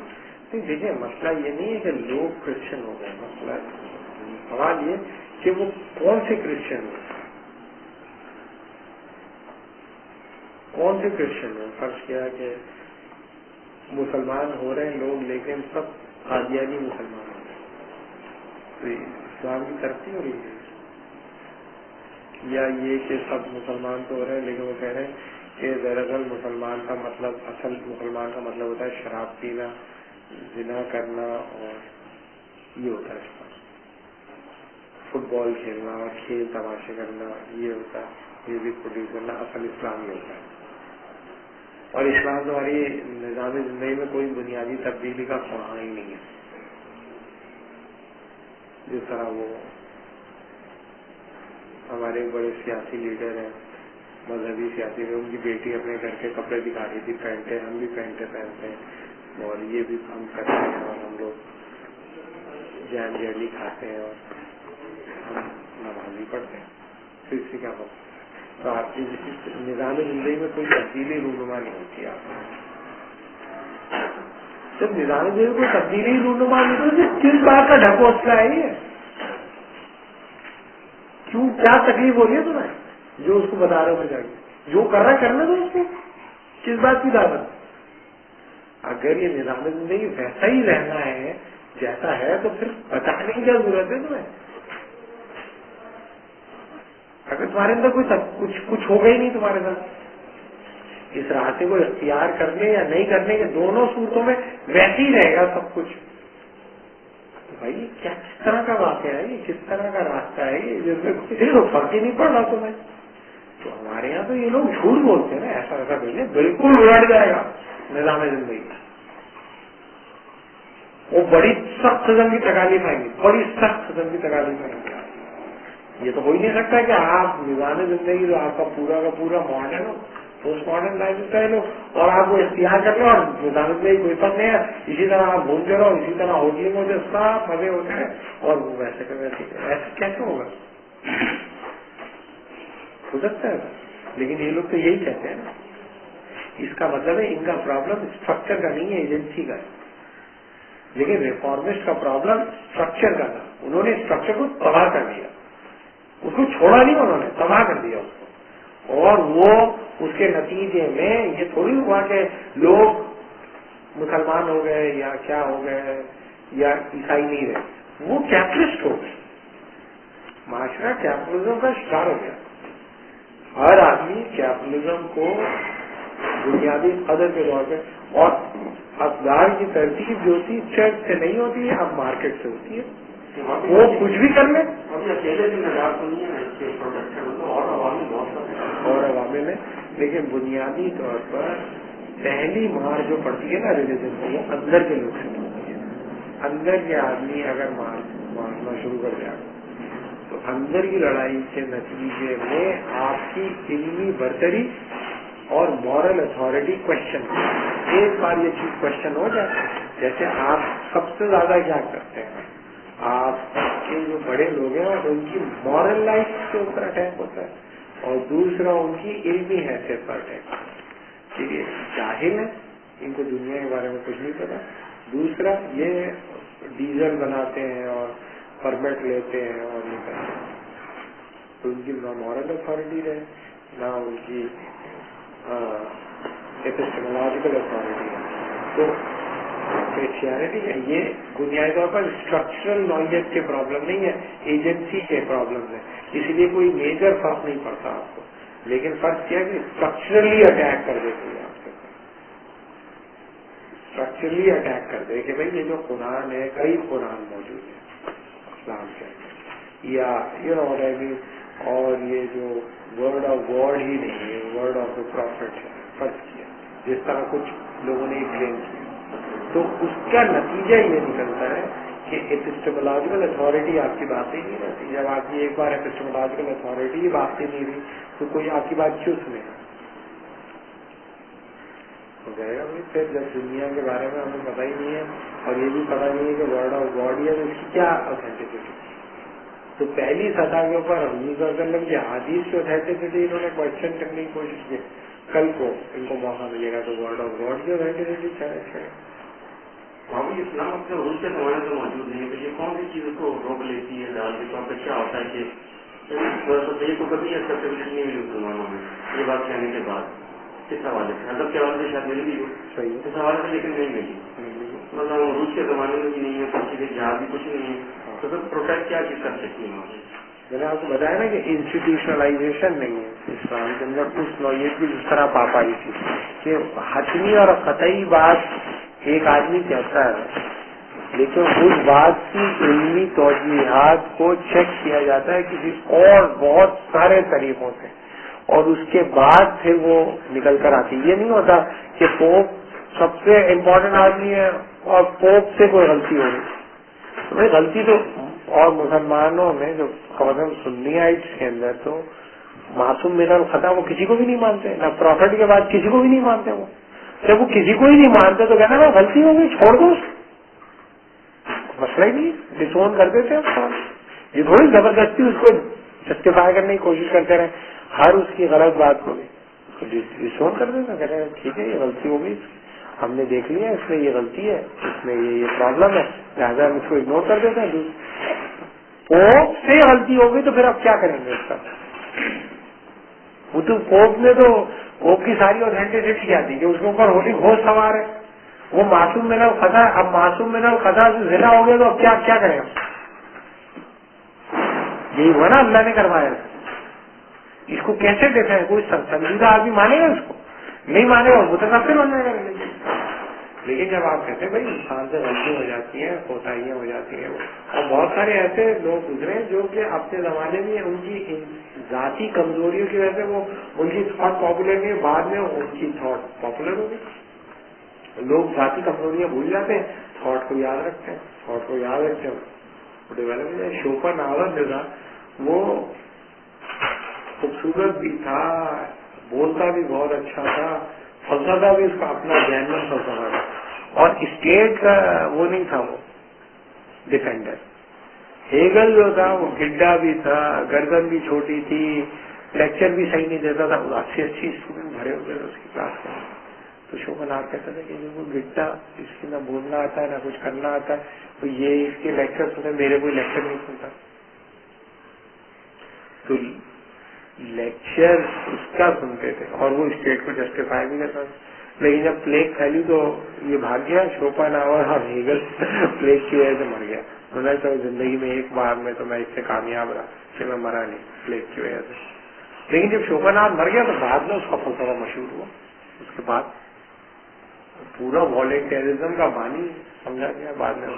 تو بتانے کا مطلب یہ ہے کہ کوئی تھاٹ کب گرو کرے گی اس کا ڈپینڈنسی اسٹرکچر کے اوپر تھوڑی ہوتی ہے.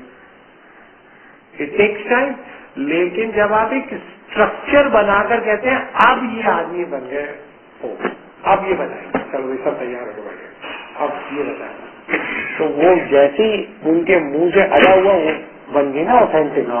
وہ تو اوتھینٹک ہے تو اس میں اگر کوئی کمزوری نکلے گی تو پھر کیا ہوگا.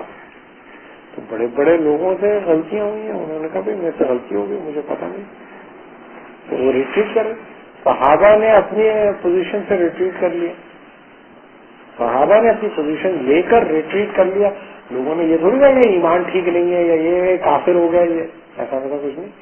تو یہ مسلمانوں کے لیے اوتھینٹسٹی کا یہ لوگ جس طرح پرابلم بنا کے پیش کرتے ہیں وہ پرابلم نہیں ہے. لیکن مسلمانوں کے اندر ایک میجر باڈی آف اوتھینٹسٹی موجود ہے جو کنسسٹینٹلی پرپیچویٹ کرتی ہے اور جس نے بھی اس باڈی آف اوتھینٹسٹی کو کوشچن کیا فوراً اس کو امت سے اپنے سے الگ کر دیا. چاہے وہ خوارج ہوں چاہے وہ معتزلائٹس ہوں چاہے وہ اسماعیلیز ہوں فوراً نکال دیتے. کہتے ہیں ہم سب کو نہیں مانتے فوراً اپنے سے الگ کر دیا. چاہے انہوں نے رول کیا اور 274 سال رول کیا اسماعیلیز نے فاطمیوں نے لیکن ان کو اپنے وہ اختیار نہیں کیا. تو بتانے کا مطلب یہ کہ یہ اللہ کا شکر ہے کہ مسلمانوں کا یہ فضل ہے کہ وہ کوئی انسٹیٹیوشنلائز باڈی نہیں ہونے کے باوجود بھی سروائو کرے. सेंसिटिविटी ऑफ टेक्स्ट दोनों के रीजन नहीं है, सेंसिटिविटी ऑफ द टेक्स्ट है दोनों बिल्कुल बिल्कुल। और इम्पोर्टेंट बात ये है कि मुसलमानों के अंदर जब एक इंटरप्रिटेशन ऑफ द टेक्स्ट दी गई तो उस इंटरप्रिटेशन को भी उसी तरतीब के अंदर रखा गया, यानी कि सहाबा की जो इंटरप्रिटेशन है और हुजूर सल्लल्लाहु अलैहि वसल्लम की जो इंटरप्रिटेशन है कुरान की, और फिर सहाबा की जो है, और फिर ताबईन की जो है, तबा ताबईन की जो है, उसमें तसलसल है। तो अगर आप कहेंगे मैं तो ऐसी तफसीर पेश कर रहा हूँ जो कि हुजूर सल्लल्लाहु अलैहि वसल्लम की भी तफसीर से कंसिस्टेंट नहीं है, जो कि उन्होंने जिंदगी में बरती है, तो उम्मत फौरन आपको रिजेक्ट कर देगी। आप मैंने मेरी तफसीर जो है वो इससे ज्यादा ऑथेंटिक है, तो लोग कभी नहीं मानेंगे।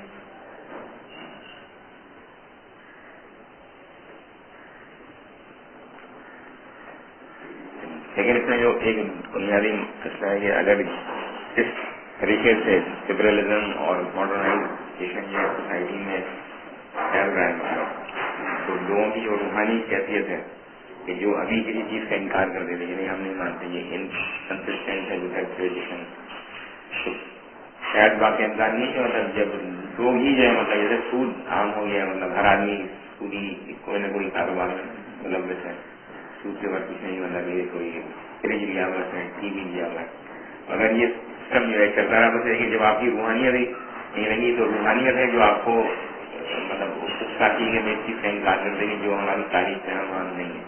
अगर ये इसी तरीके से इसको फजूल आम होता रहा और लोगों की जिंदगी आलूदा हो गई तो फिर क्या ये रूहानियत बाकी रहेगी? बिल्कुल खत्म हो गई, ये तो बिल्कुल इसमें कोई शक ही नहीं। और हमारा ये ईमान है कि चूंकि इस्लाम कायम रहने के लिए इससे बड़े लोग पैदा होते रहेंगे मुसलमानों के अंदर, और जब वो बड़ा आदमी खड़ा होगा तो उसके सामने ये टिक नहीं सकते। बड़ा आदमी वो होगा जो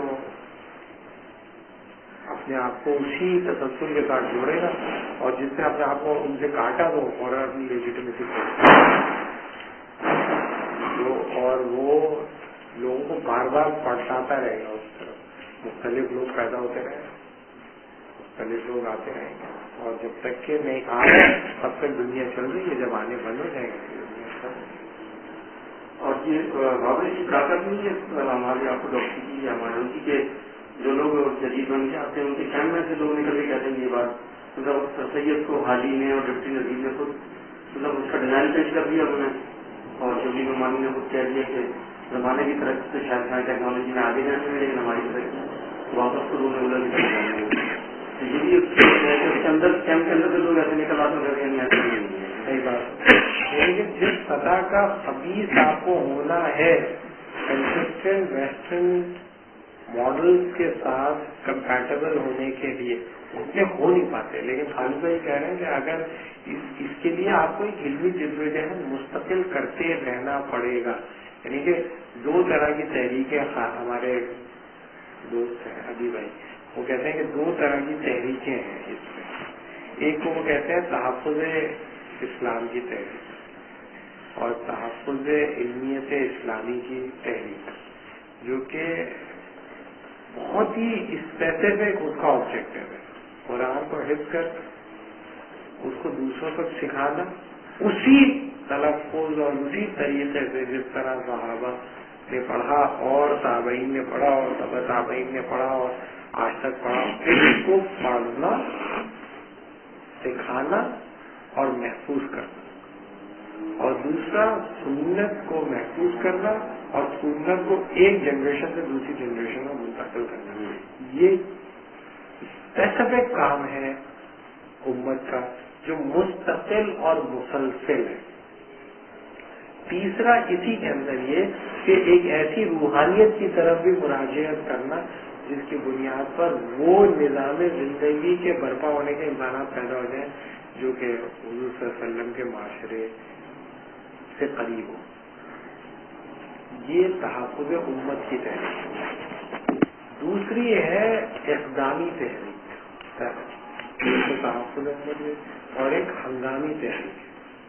हंगामी तहरीकात कौन है?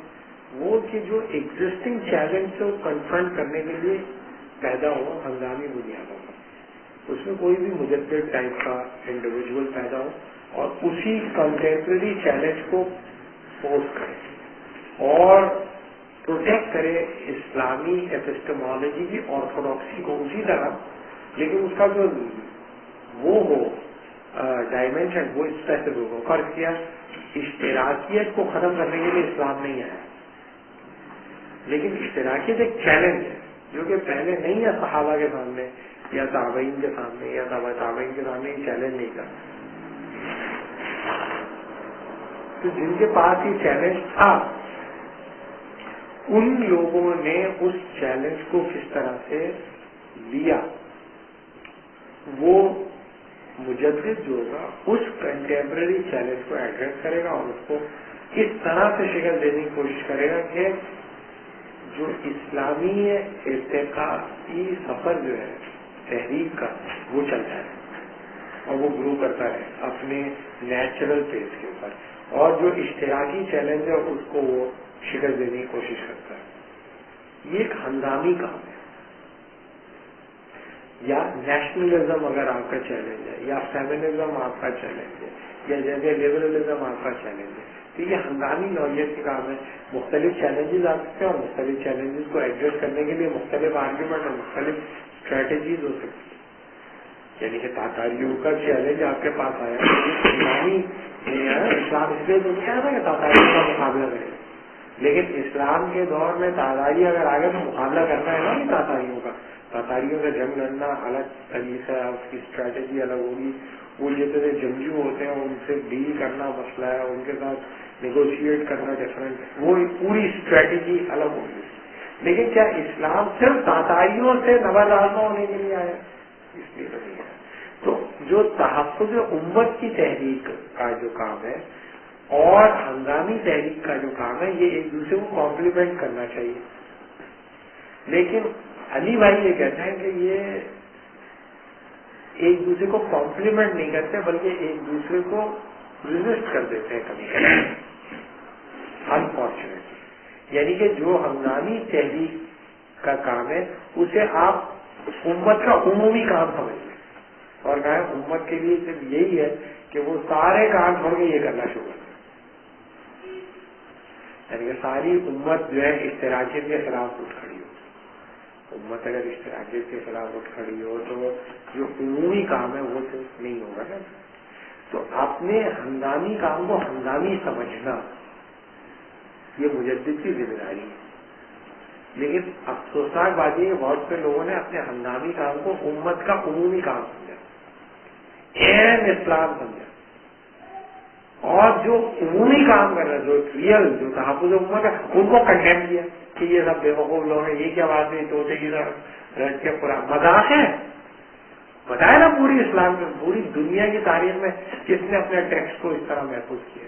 एक आदमी है, एक सिविलाइजेशन बताते हैं जिसने टेक्स्ट को इस तरह से कम्युनिकेट किया, इस तरह से न अपनी मसाजिद को आबाद किया हो कि कभी कोई छुट्टी नहीं हुई हो, चाहे आंधी हो, तूफान हो, सैलाब हो, जलजला हो, खड़ा होकर अज़ान देगा और नमाज होगी, और नमाज के बाद चाहे वो खुशी में हो, चाहे वो दुख में हो, चाहे वो कुछ में हो, वो करेगा। उसने किया है ना, उसको आप कंडेम करो, मजा नहीं है। उसके बाद वो नहीं, तो ये एक ऐसा फर्ज है जो मुस्तकिल और मुसलसल अदा किए जा रहा है, उसको लोग इज्जत नहीं देते, एतराफ नहीं करते, उसका मजाक समझ। और उससे कहो अब ऐसा करो कि सुबह तुम अजान भी दे दो, नमाज भी दे दो, लिहाजा पूरी इश्तिराकियत को पढ़ के उसकी क्रेडिट भी तुम्हें डेवलप कर लो। हम अपना नौकरी करते रहेंगे, अपना पिज्जा खाते रहेंगे, आपका ये काम है, आप करें, हम कुछ नहीं करेंगे। तो भाई आप भी कुछ करो, लेकिन आप उसको कंडेम नहीं करो। वो अगर जो काम कर रहा है वो मजाक नहीं है, कंसिस्टेंटली वो उसका मशहूर है कि वो जब ये शेरशाह सूरी आया तो उसने कहा कि जितने ताकतवर लोग हैं वो सब जो है फौज के अंदर भर्ती हो जाए। तो वो जो है बहुत बड़ा पहलवान था, वो जब जा रहा था तो उसका बेटा हाथी पे बैठा हुआ था, ये घोड़े पे था पीछे। तो उसने हाथी की जो वो थी लोहे की चेन वो पकड़ ली और हाथी को चलने के लिए जोर लगाना पड़ा। तो शेरशाह सूरी को उसने बताया कि मैं कितना ताकतवर हूँ। शेरशाह सूरी का फौरन तुम्हें भर्ती किया जाता है और ये कि तुम क्या करते हो? मैं कुछ नहीं करता, कुछ नहीं करते, تمہیں یہ کام ہے کہ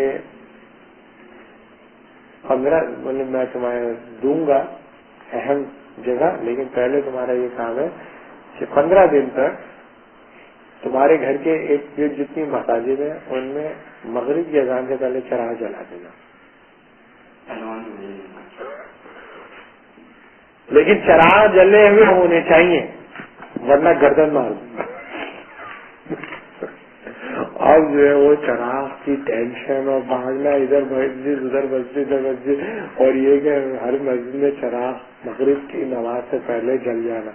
15 دن بعد جو ہے گزرا تو اس نے کہا کہ گھوڑا کی زین پکڑو تو گھوڑا نہیں سنبھلا اس۔ اب ہمیں ایسے پہلوان نہیں چاہیے، تو ایسے پہلوان چاہیے جو آدھے پیٹ سے بھوکے رہ کر کئی دن لڑے۔ تو بتانے کا مطلب یہ کہ آپ اس کی کنسسٹینسی کو کھیل مذاق نہیں کرنا، اپنے اقدامی کام کو، ہنگامی کام کو امت کا اہم کام سمجھ کر جو ہے وہ رد کر دیتے ہیں، جس کا نتیجے میں کیا ہوتا ہے، وہ جو عمومی کام کرنے والے ہیں وہ آپ کے بارے میں متنفر ہو جاتے ہیں اور آپ کو اپنے سے الگ کر دیتے ہیں۔ دوسرا، جو امت کا عمومی کام کرنے والے لوگ ہیں کیونکہ وہ اسے اہم سمجھتے ہیں، لہذا ہنگامی نوعیت کے کاموں کو غیر اہم سمجھتے ہیں۔ ان دوسری طرف کی جو پوزیشن ہے وہ کہتے ہیں یہ کوئی کام ہے، اشتراکیت کو میں کیوں بولوں، باہر میں جائے مارکس لانا دیتا ہوں مارکس کے اوپر، مسلمان تھا کہ نہیں مسلمان تھا، تو پھر گندے آدمی کو پڑھنے کی ضرورت کیا ہے، اس کو کیوں پڑھنا؟ ہم تو یہ پڑھیں گے کہ فضائل اعمال کیا ہوتے ہیں، یہ ہے وہ ہے، اور چلا کس طرح لگتا ہے، اور یہ پڑھیں گے، گیس کیپٹل پڑھنا شروع کرو تو کیا سب کافر ہو جائیں۔ یہ نہیں کہ یہ ایک احمقانہ کام ہے، اصل کام چونکہ یہ ہے، لہذا وہ کام جو لوگ کر رہے ہیں وہ دراصل اپنی انرجی فضول ضائع کر رہے ہیں، لہذا وہ یہ کام بھی فضول ہے، وہ لوگ بھی فضول ہیں، اور ان لوگوں کے بارے میں ان کی کوئی بات نہیں ہے، کان وان بند کر کے کانوں میں منہ میں گھونٹ لیا اور کانوں میں تیل ڈال کے سو گیا۔ اس کا نتیجہ یہ ہوا کہ وہ جو ہنگامی نوعیت کا کام کرنے والے لوگ ہیں ان کے کام کو اٹھا لیا سیکولر لیفٹسٹ ہو گیا، ویسٹرن، اور ان کے کام کو جس سے بجائی ایک امت کا کام مضبوط ہوتا، امت کا کام اور کمزور ہونا شروع ہوا۔ انہوں نے پوری اسلامی تاریخوں پر پہلے لانا بھیجتے ہیں ہنگامی کام کرنے والے، آپ دیکھ لیں پولیٹیکل تھیورسٹ ہوں یا اکانومسٹ ہوں، یہ وہ کہتے ہیں میں آ گیا ہوں، میں پیدا ہو گیا ہوں، پوری امت کے اندر کسی کو سمجھ بوجھ نہیں تھی، سب گدھے تھے، میں پیدا ہو گیا ہوں، مجھے پتہ چل گیا کس طرح پولیٹیکل اسٹرکچر بنتے ہیں، اور دراصل وہ سب بھی یہی کر رہے تھے، ان کو سمجھ میں نہیں آیا، میں اس کی پولیٹیکل تھیوری دے چکا ہوں۔ لہٰذا آپ نے پوری اپنی تاریخ سے پہلے تبرہ کیا، اپنے آپ کو پوری تاریخ سے کاٹا، اور تاریخ سے کاٹنے کے بعد جب آپ نے اپنے آپ کو پیش کیا تو امت آپ کو ڈسون کر دی۔ تو دو طرح کے نقصان ہوئے، بجائے یہ کہ جو آپ کے حلیف تھے وہ آپ کے حلیف بن گئے، اور جو آپ کے حلیف تھے وہ آپ کے حلیف بن گئے، تو آپ محمود خان اشرفی کے برابر میں جا کے بیٹھ جاتے، بیٹھتے ہو نہیں، اور جو تمہارے اپنے حلیف ہیں وہ جا کے بتا دیے بیٹھ جائے۔ تو جو آپ کے نیچرل الائز ہیں وہ آپ کے دشمن ہو جاتے ہیں، جو آپ کے دشمن ہیں وہ آپ کے نیچرل الائز ہوتے ہیں، because of this historical abstraction, اس ہسٹوریکل اسٹریٹیفیکیشن کے نتیجے میں دہریہ تمہیں برداشت ہو جاتا ہے اور اللہ کا نام لینے والا تم سے برداشت نہیں ہوتا۔ کیوں؟ کیونکہ تم اپنے ہنگامی کام کو دین کا اہم کام سمجھتے ہو، اور جو دین کا اہم کام ہوتا ہے اس کا ہنگامی کام کو ارریلیونٹ سمجھتے ہیں۔ اس لیے دونوں نیچرل الائز جو ہیں، یہ دونوں تحریکیں ایک دوسرے کی نیچرل الائز ہیں، لیکن یہ نیچرل اینٹیگنزم میں تبدیل ہو جاتے ہیں، اور مستقل پچھلے 200 سال سے تو یہ اینٹیگنزم آپ کو بالکل نظر آ رہا ہے، مستقل کہ بھائی ایک آدمی نے کام کیا فوراً آپ نے یہ کوئی نیا چکر چلا رہا ہے دین کے اندر، تو بھائی تمہارے اندر اتنی صلاحیت ہونی چاہیے کہ اپنے دوست اور دشمن کو تو پہچان لو، اتنی بھی تمیز نہیں ہے تمہیں کہ کون تمہارا نیچرل الائز ہے اور کون تمہارا دشمن ہے۔ اس کی داڑھی کا سائز کتنا ہے، اس کے ٹخنوں کے اوپر شلوار ہے یا نہیں ہے، اور تم ایک یہودی کے ساتھ بیٹھنے میں تیار ہو جاتے ہو۔ یہودی کے ساتھ مل کے آپ پورا اسلامک اکنامکس کا پورا میکینزم چلا سکتے ہو، لیکن ایک آدمی داڑھی چھوٹی اس کے ساتھ تم نہیں بیٹھ سکتے. یہ کیا ہے؟ ایک آدمی کی داڑھی چھوٹی ہے، اس وجہ سے میں اس کو ٹالریٹ نہیں کر رہا. اس نے ایک بدعت شروع کر دی. او بھائی تم کیا کر رہے ہو؟ تم تو دہلی اور راک کو پہلے سے پیسے لے کے ادارہ کھول کے بیٹھے ہو نا، آپریٹر ڈیفائن کر رہے ہو نا تم سود کے نئے آپریٹر، اسلامک فائنینس جنریٹ کر رہے ہو نا. تو پھر آپ یہ کرتے ہو کہ جو آپ کا نیچرل الائز ہے اس کو آپ میں سے کاٹ دیتے ہو، اور جو آپ کا نیچرل اینمی اس کے ساتھ ایک ہو جاتا ہے. تو دو طرفہ مار پڑے. جو خالد بھائی جو کہہ رہے ہیں زیادہ دیر تک نہیں چلے گا یہ ٹکر بازی. کوئی اللہ تعالیٰ نے ٹھیکہ نہیں لیا ہوا آپ کے ذریعے سے ہی آیا ہے اسلام کا کہ آپ جاگے انتظار ہو رہا ہے. ارے بھائی جاگے، ابھی تو نہیں جاگے. کیا جاگتے ہیں؟ کیا جاگتے ہیں؟ کیا جاگتے ہیں؟ جاگ ہی نہیں ہو رہا ہے. ٹھیک ہے ان کو سلا دو، سلا دیتا دوسروں کو جگہ دے گا. آگے کیا ہے؟ کوئی مسئلہ نہیں ہے. مسئلہ ہے کہ چائنا کے اندر کتنے 5 کروڑ مسلمان ہیں وہاں. اگر یہ کنورژن وہاں پھیلنا شروع ہو گیا، چائنیز کنورٹ ہو گئے، تو آپ سے پوچھیں گے ان کی ذہانت، ان کا انڈرسٹینڈنگ کا لیول، وہ آپ سے پوچھیں گے آگے کہ کیا بتا دیں ذرا ہمیں کیا ہے. وہ کریں گے نا پھر اپنے حساب سے. ہو سکتا ہے ہمارے یہاں آ کر لوگ کہ کیا کر رہے تم لوگ. تو بتانے کا مطلب یہ کہ یہ ہے میجر پرابلم کہ ہم اپنی ہنگامی کام کو امت کا اہم کام سمجھتے ہیں، ہنگامی کام کو امت کے عمومی کام کو پر فوقیت دینے کی کوشش کرتے ہیں، اور امت کے عمومی کام کو اہم سمجھتے ہیں، ہنگامی کام کی اہمیت کو اگنور کرتے ہیں. دونوں کو ساتھ ملانے کے لیے آپ کے پاس کوئی ریکنسائلنگ فورس ہی نہیں ہے موجود. اور لوگوں کے جو انفرادی کمزوری ہیں ان کو ایکسپلور کر کے ایک دوسرے کو کرتے رہے، اور اپنے ایک ڈھیر لگا کے بیٹھ جانا، لوگوں کا بھیڑ لگا کے بیٹھ جانا، اس کے اندر دوسری ہنگامی تحریک کی چیزوں کو لے لے کے کنڈیم کرنا، اور واہ واہ واہ واہ واہ، اور زمانی جملے بولنا، زمانی باتیں کرنا، اور ایک اپنی سیٹسفیکشن حاصل کرنا اور بھجا کے. یہ میجر پرابلم ہے ہمارے یہاں کی تحریکوں کہ وہ اپنے واقعی زیادہ بیشتر ان کی بات درست نکلتی ہے جبکہ وہ ماڈرن لوگوں میں کوئی آدمی پیدا ہوتا ہے اس طرح کا افغان میں یا ہمارے یہاں میں بھی، تو بہت بڑی قسمت کو کر رہا ہوتا ہے. کوئی نہ کوئی ایسے پرابلم چھوڑ جاتا ہے کہ جو آرتھوڈاکسی کے لیے مسئلہ پیدا کر رہا ہے. یہ کہ اس کو اکیلا چھوڑ دیا نا آرتھوڈاکس کے لیے، اس کو اپنایا کیوں نہیں؟ اس کا مائنڈ اسٹرکچر نہیں ہے. ایسا نہیں، اس کو الگ کرتے ہیں، مار کے نکالتے ہیں، اس کو مار کے نکالتے ہیں، اس کو کنڈیم کرنا شروع کر دیتے ہیں، اس کو کنڈیم کرنا شروع کر دیتے ہیں، اس کو مارتے ہیں، اس کو ٹارچر کرتے ہیں، اور اس کو جو سینے سے لگاتا ہے اس کے گود میں جا کے بیٹھ جاتا ہے. اگر آپ کو یہی نہیں سمجھ میں آ رہا کہ آپ کو چاہیے ایک پورا کا پورا پیور چیز، ایک ایسے آدمی سے تم پیورٹی کے تقاضا کر رہے ہو جو معصوم میں نے خطا نہیں ہے، ریاستی کی بات ہے نا. یہ تو آپ کہیں گے قطب ایک ایسی ماسٹر پیس ہے اس میں کوئی مائی کا لال کوئی غلطی نہیں نکال سکتا، تو ہم قبول کریں گے. جس طرح وہ کہہ رہی تھی کہ وہ یہ اسلام کے اندر یہ کیوں ہے اور ان کو کنیزیں کیوں بنا. تمہیں کس نے کنیز بنا لیا؟ تمہارا ہے کیا مسئلہ؟ چھوڑو کنیزیں مرور آ گئی ہیں، چھوڑو.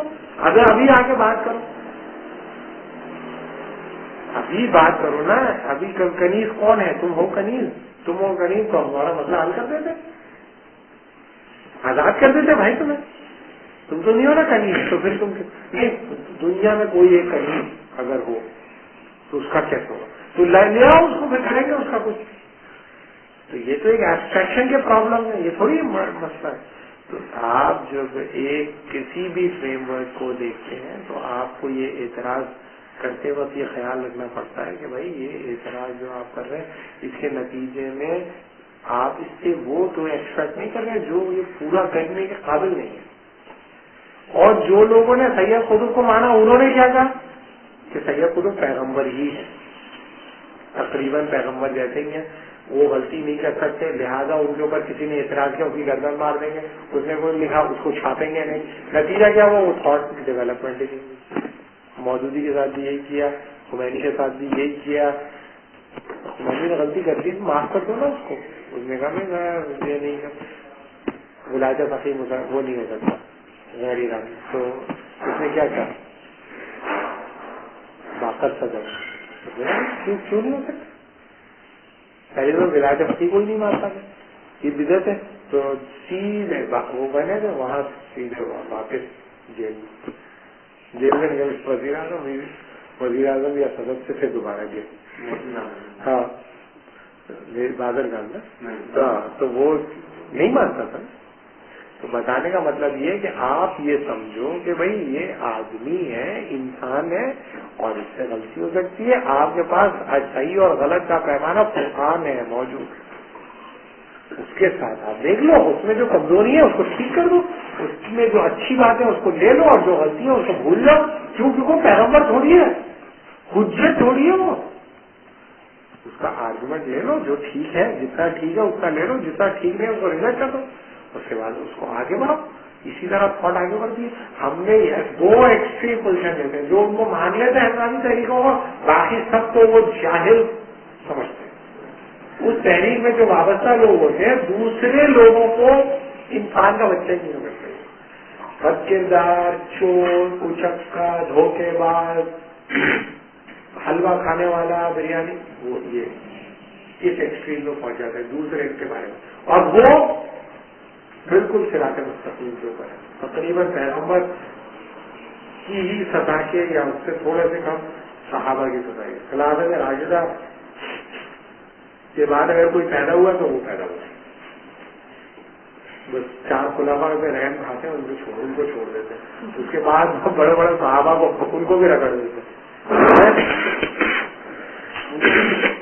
تو بتانے کا مطلب یہ ہے کہ یہ تو رویہ ٹھیک نہیں ہے. آپ ہی اس طرح تو پھر کوئی بھی آدمی امت کے لیے کوئی کام کر ہی نہیں سکتا. کون کرے گا امت کے لیے؟ امت کے لیے کوئی ایسا آدمی کوئی کام کر سکتا ہے ان سے کوئی غلطی نہ ہو.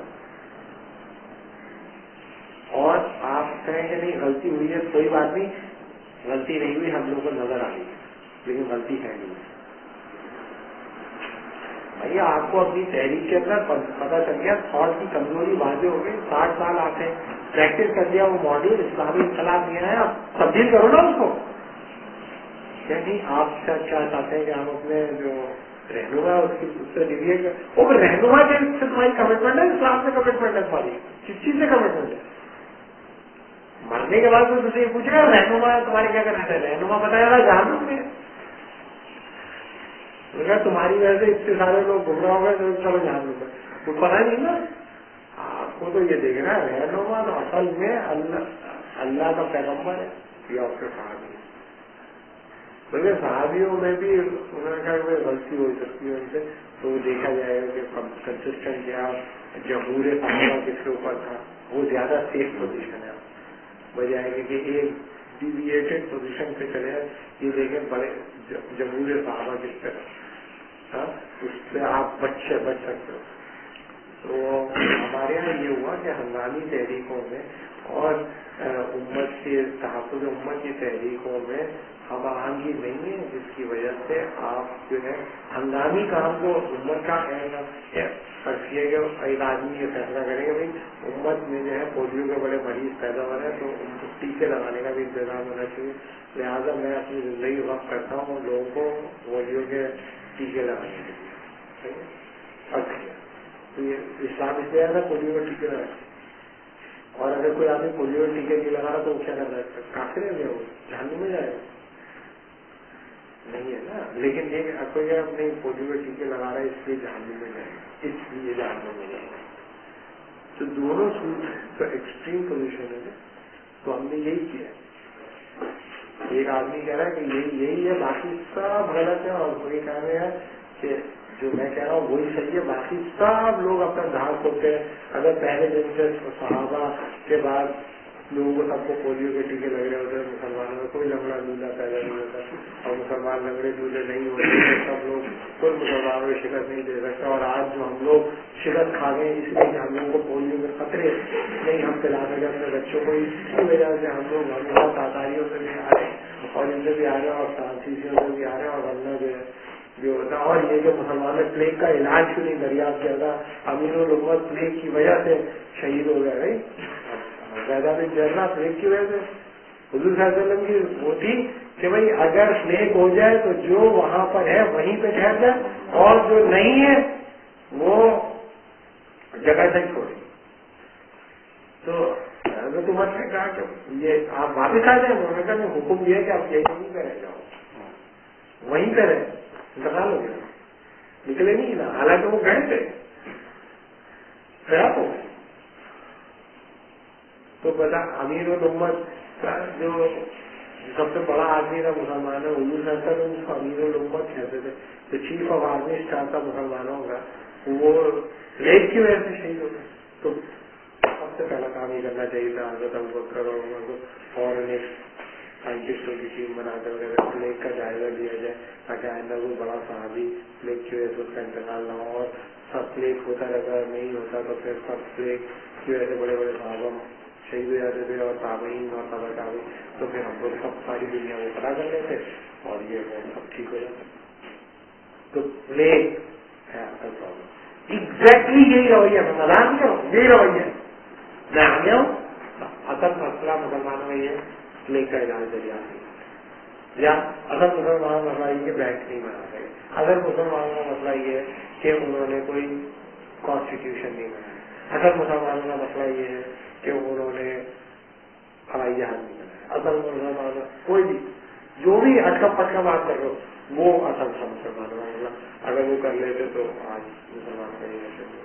تو آپ اپنے ہنگامی ٹھیک ہے, پلیگ کا علاج کرنا کوئی بری بات نہیں, کرو انشاءاللہ. تو ایک کام ہے, یہ بھی ایک کام ہے, یہ بھی ایک کام ہے, لیکن تو کہو ساری امت یہ کرنا شروع ہو گئی. یہ ایکسٹریم پوزیشن ہو گئی ہے آپ کی. اور دوسرے لوگ جو کہ پلیگ کا علاج نہیں کرنا وہ ہے انسانی کے دشمن ہے, اسلام کے دشمن ہے, اللہ کے دین کے دشمن ہے, سب جہاں ہوتے ہیں. تو یہ جو ریکنسائل جو موجود ہے اس کو جوڑ لیں تو اتنا بڑا آپ کے پاس موجود ہے کام کرنے کا کہ پوری زندگی ہو جائے گی, آپ کا انتقال ہو جائے گا, وہ کام کمپلیٹ نہیں ہوگا. جو ہے نا صرف ایکیومولیٹ کرنا ہے, تو ان کو جوڑنا ہے, لا کے پھر جوڑ دینا ہے. تو وہ ایک ایسا خوفناک سسٹم بنے گا ویسٹرن تھاٹ کے لیے کہ وہ پورا ویسٹرن فلاسفی کا مقابلہ نہیں کر سکتے. یعنی کہ فلسفہ ہی ہے نا ویسٹ کے پاس, یا پھر ادارے. آپ کے پاس علم بھی ہے, عمل بھی ہے, روحانیت بھی ہے, کردار بھی ہے, اور تاریخ بھی ہے, اور ان سب کے پیچھے خدا خود ہے. وہ ہے اور مسئلہ مقابلہ کا یہ ہے کہ تمہاری پشت پر خدا ہے اور ان کی پشت پر خدا نہیں ہے. یہ ہے اصل فرق. اسے کوئی اہمیت ہی نہیں دیتا. اس اہمیت کو آپ اہم نہیں سمجھتے کہ آپ کی پشت پہ خدا ہے.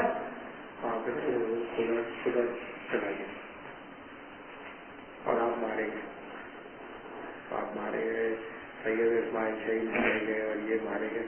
تو اس کا مطلب پتہ نہیں خدا کس کے ساتھ ہے. تو جب تمہیں اسی بات پہ تم کنفرم نہیں ہو تو خدا کس کے ساتھ ہے, پھر جدوجہد کس بات کی کر رہے ہو بھائی, کس بات کی جدوجہد کر رہے ہو. یقین جس کے پیچھے ہوتا ہے اس کے پیچھے خدا بھی ہوتا ہے. جدوجہد جو کر رہے ہو تو پتا ہے کہ تم بدماشی کر رہے ہو, نہیں جدوجہد کر رہے ہو. اگر تم جدوجہد کر رہے ہو تو خدا تمہاری پشت کو مضبوط کرے. اگر نہیں کرے گا تو اس کا مطلب ہے کہ خدا نہیں چاہتا کہ اس طرح سے مسئلہ تو تم دیکھو کہ کس نے صحیح طریقہ اختیار کیا. ہمارے یہاں تو پرابلم یہ ہے کہ لوگ اپنی ڈرامے بازیاں کر رہے ہیں اور دوسروں سے توڑتے ہیں. لوگ دوسروں سے توڑ کر اپنا بناتے ہیں. سب ایک دوسرے کو توڑ رہے ہیں اپنے آپ کو. بیوی چاہتی ہے کہ باپ سے ٹوٹ جائے تو اس کا ہوگا, لیکن اگر وہ اپنے باپ سے محبت کرتا ہے تو اس کے باپ سے محبت کر کے جوڑتی نہیں ہے، نہیں ہوتا ہے. تو جو اپنے آپ کو جوڑتا ہے وہ رویہ اختیار کرنا چاہیے. توڑ کر اپنا بناؤ گے تو وہی تو کوئی توڑے گا. تو امت کا یہ پرابلم ہے. علی بھائی یہ مینشن کرتے ہیں، میں اس سے ایگری کرتا ہوں. میرا خیال ہے کہ یہ ٹھیک اپروچ ہے. اور تحفظ امت کا جو کام ہے وہ خاندانی کام کے مقابلے میں زیادہ اہم ہے، لیکن خاندانی کام کی بھی اہمیت ہوتی ہے. اگر آپ کے پاس کوئی کریٹیک ہی نہیں ہے لبرلزم کی تو کیسے آپ مقابلہ کر لو گے لبرلزم؟ کیسے کر لو گے؟ نہیں ہے نا تمہارے پاس کوئی علمی بنیاد.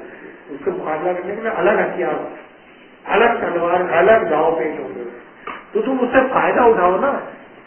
اگر کسی کو آتا ہے وہ لڑائی لڑنا تو اس سے فائدہ اٹھاؤ نا. فائدہ اٹھا کے اپنے لیے لے لو اور جو کام کا نہیں ہو اسے ریجیکٹ کر دو. یا پھر تم کہو اسلام دراصل لبرلزم ہی ہوتا ہے، یہ نتیجہ نکلتا ہے وہ لبرل ہو جاتا ہے. ہر دور میں ایک نئے علم کے نام کی ضرورت رہتی ہے. وہ علم کلام جو ہے وہ اپنی انفرادی حیثیت میں کوئی اہمیت اختیار نہیں کر سکتا جب تک اس کی پشت کے اوپر تحفظ امت کی تحریک موجود ہے. تحفظ امت کی تحریک اور اس کی پشت کے اوپر ہوگی تو انکارپوریٹ ہو جائے گی، ورنہ وہ انکارپوریٹ نہیں ہوگی. جیسے امام حنیفہ کا کام انکارپوریٹ اگر نہیں ہوتا تو نہیں ہوگا، کچھ بھی نہیں ہوگا. لوگ انکارپوریٹ کر لیں.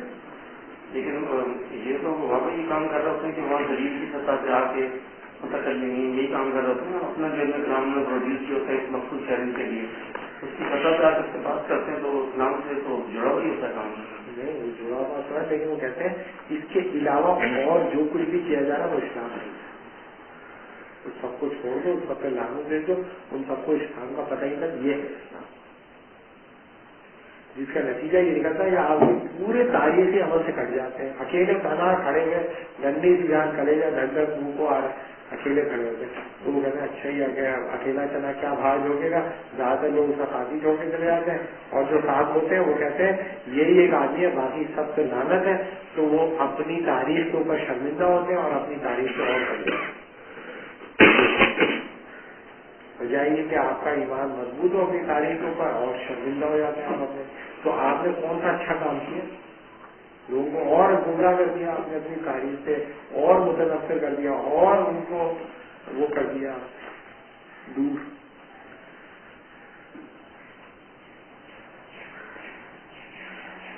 ٹھیک ہے سر.